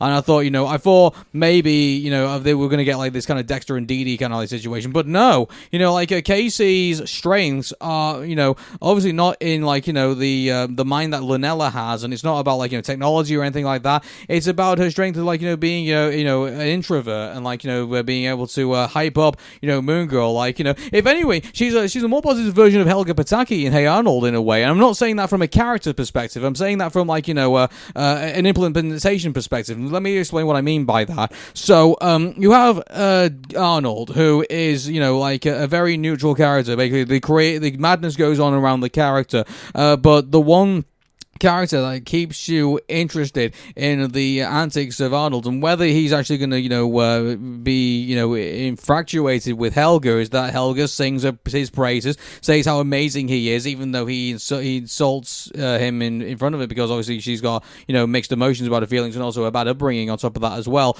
And Helga works well as that element, and Casey I think is the far more positive. Now, I'm not saying that she's in love with Lunella. Who knows where we might be in season exactly. 2. That would be interesting if we ended up in that route. Yeah. But, Casey is the loyal best friend. She is the hype woman. She tells you how good, Moon Girl is. She puts it all over social media. She, has, all, the connections to, make Moon Girl as big as she is and becomes a big important. And on top of that as well, she becomes helpful for Moon Girl because obviously we get the stealth suits at the very end of the show. We get, the advice that she gives Lunella as well. And she gives a lot of positivity to this team, this trio team that we have with Moon Girl and with Casey and with Devil Dinosaur. Right. And Devil Dinosaur also brings his elements into all of this as well. So thankfully there is. We can't really say that in this show. Obviously you have bad guys who come in and out, and but besides that,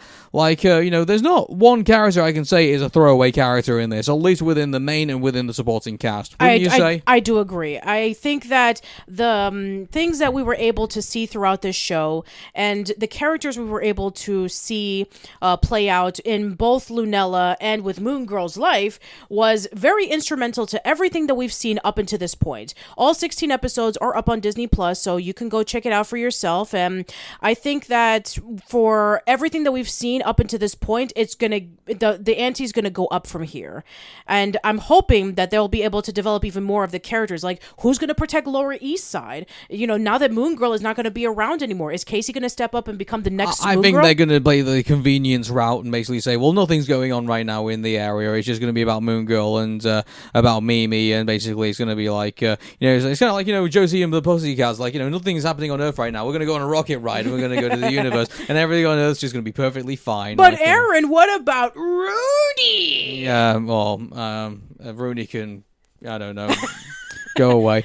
But, as far as I'm concerned, I like the direction that Moon Girl and Devil Dinosaur has gone in, left a heck of a cliffhanger on season 1 and makes you really excited for season 2. And that should have been the show, effectively. It should have been one thing, do something exciting, something that would make you excited, about the, Coney Island Baby episode. The fact that the Beyonders said, something big's going to happen to Mimi. And yeah, something big did happen to Mimi. We got a lot of big things happen to Mimi. But that should have basically been the way that the show could have have gone, because then after you've gone through that episode, it's going to be like, oh my god, OMG, what's going to happen in the next episode? Right. You know, like, and that's what generates the social media traffic. I think that's the reason why Moon Girl and Devil Dinosaur suffered social media-wise compared to the Owl House, because there's nothing really to generate talk about the next episode. Yeah, I mean, sure, we could have argued about the Bat Mitzvah episode, but again, Ghost and Molly McGee already did that stuff. And we saw both of the episodes, and while they played off a little bit differently, you know, it kind of like, again, was kind of like a seen it, done it kind of thing. And again, other than the first 2 episodes and the last 2 episodes, none of the episodes really garnered a lot of social media buzz. Because there's nothing to kind of buzz to. That's the thing. Like, you know, I mean, the only times that Moon Girl and Devil Dinosaur is, like, you know, really generated buzz is when people are saying, oh, hey, I can relate to this. Oh, I can, you know, that's something I wasn't expecting. Oh, something like that. But, you know, like, but you know that even if the Owl House had a really weak episode, at least TOA spoilers at least was there to, like, you know, carry things on, to say, oh yeah, like, you know, you got to tune into the next episode because we've just seen this. Yeah, exactly. You know? I didn't see any, like, hashtag MG and DD spoilers. Exactly, yeah, and that's the problem, in my opinion. Like, you know, you know, every show, you know, that Disney should be doing now from here on, because the standard's been set. The Owl House standard. Effectively, or the Gravity Falls standard. Or the Gravity Falls standard, yeah. Like, but unfortunately now that era is over, and now, I mean, not to put this on Moon Girl, Devil Dinosaur, or any other show for that matter, because, you know, like, but unfortunately, I think a standard has been met, and if any of these other Disney shows cannot meet that standard, you know, forget what's going on with Pixar, forget what's going on with Disney generally. You know, like, you know, at least they had the fallback of saying, well, at least the animated shows are good. You don't have that, or, you know, you're not going to justify keeping your Disney Plus subscription. And keep this in mind. Like, you know, as of this podcast, the economies are not doing very well, you know, in regards to America, in regards to the UK, and in regards to, you know, just globally, that, you know, the economies aren't doing very well, and the families are going to have to, you know, or even, you know, young people for that matter, are going to have to think very seriously about whether they want to keep their streaming subscriptions, or whether they're going to, like, start pirating movies again, or, like, you know, or getting their entertainment for free. And so, you know, that's going to be a big question they have. And if they feel, they look at their Disney Plus subscription and they say that there's nothing here for me, there's nothing there for me, or even for the Netflix for that matter, they are going to go cancel my subscription or not renew my subscription at the end of the year, because I just don't feel like it's worth it. And that's the problem that Disney have also got. Forget the creativity problem, forget the marketing problems, forget all of that.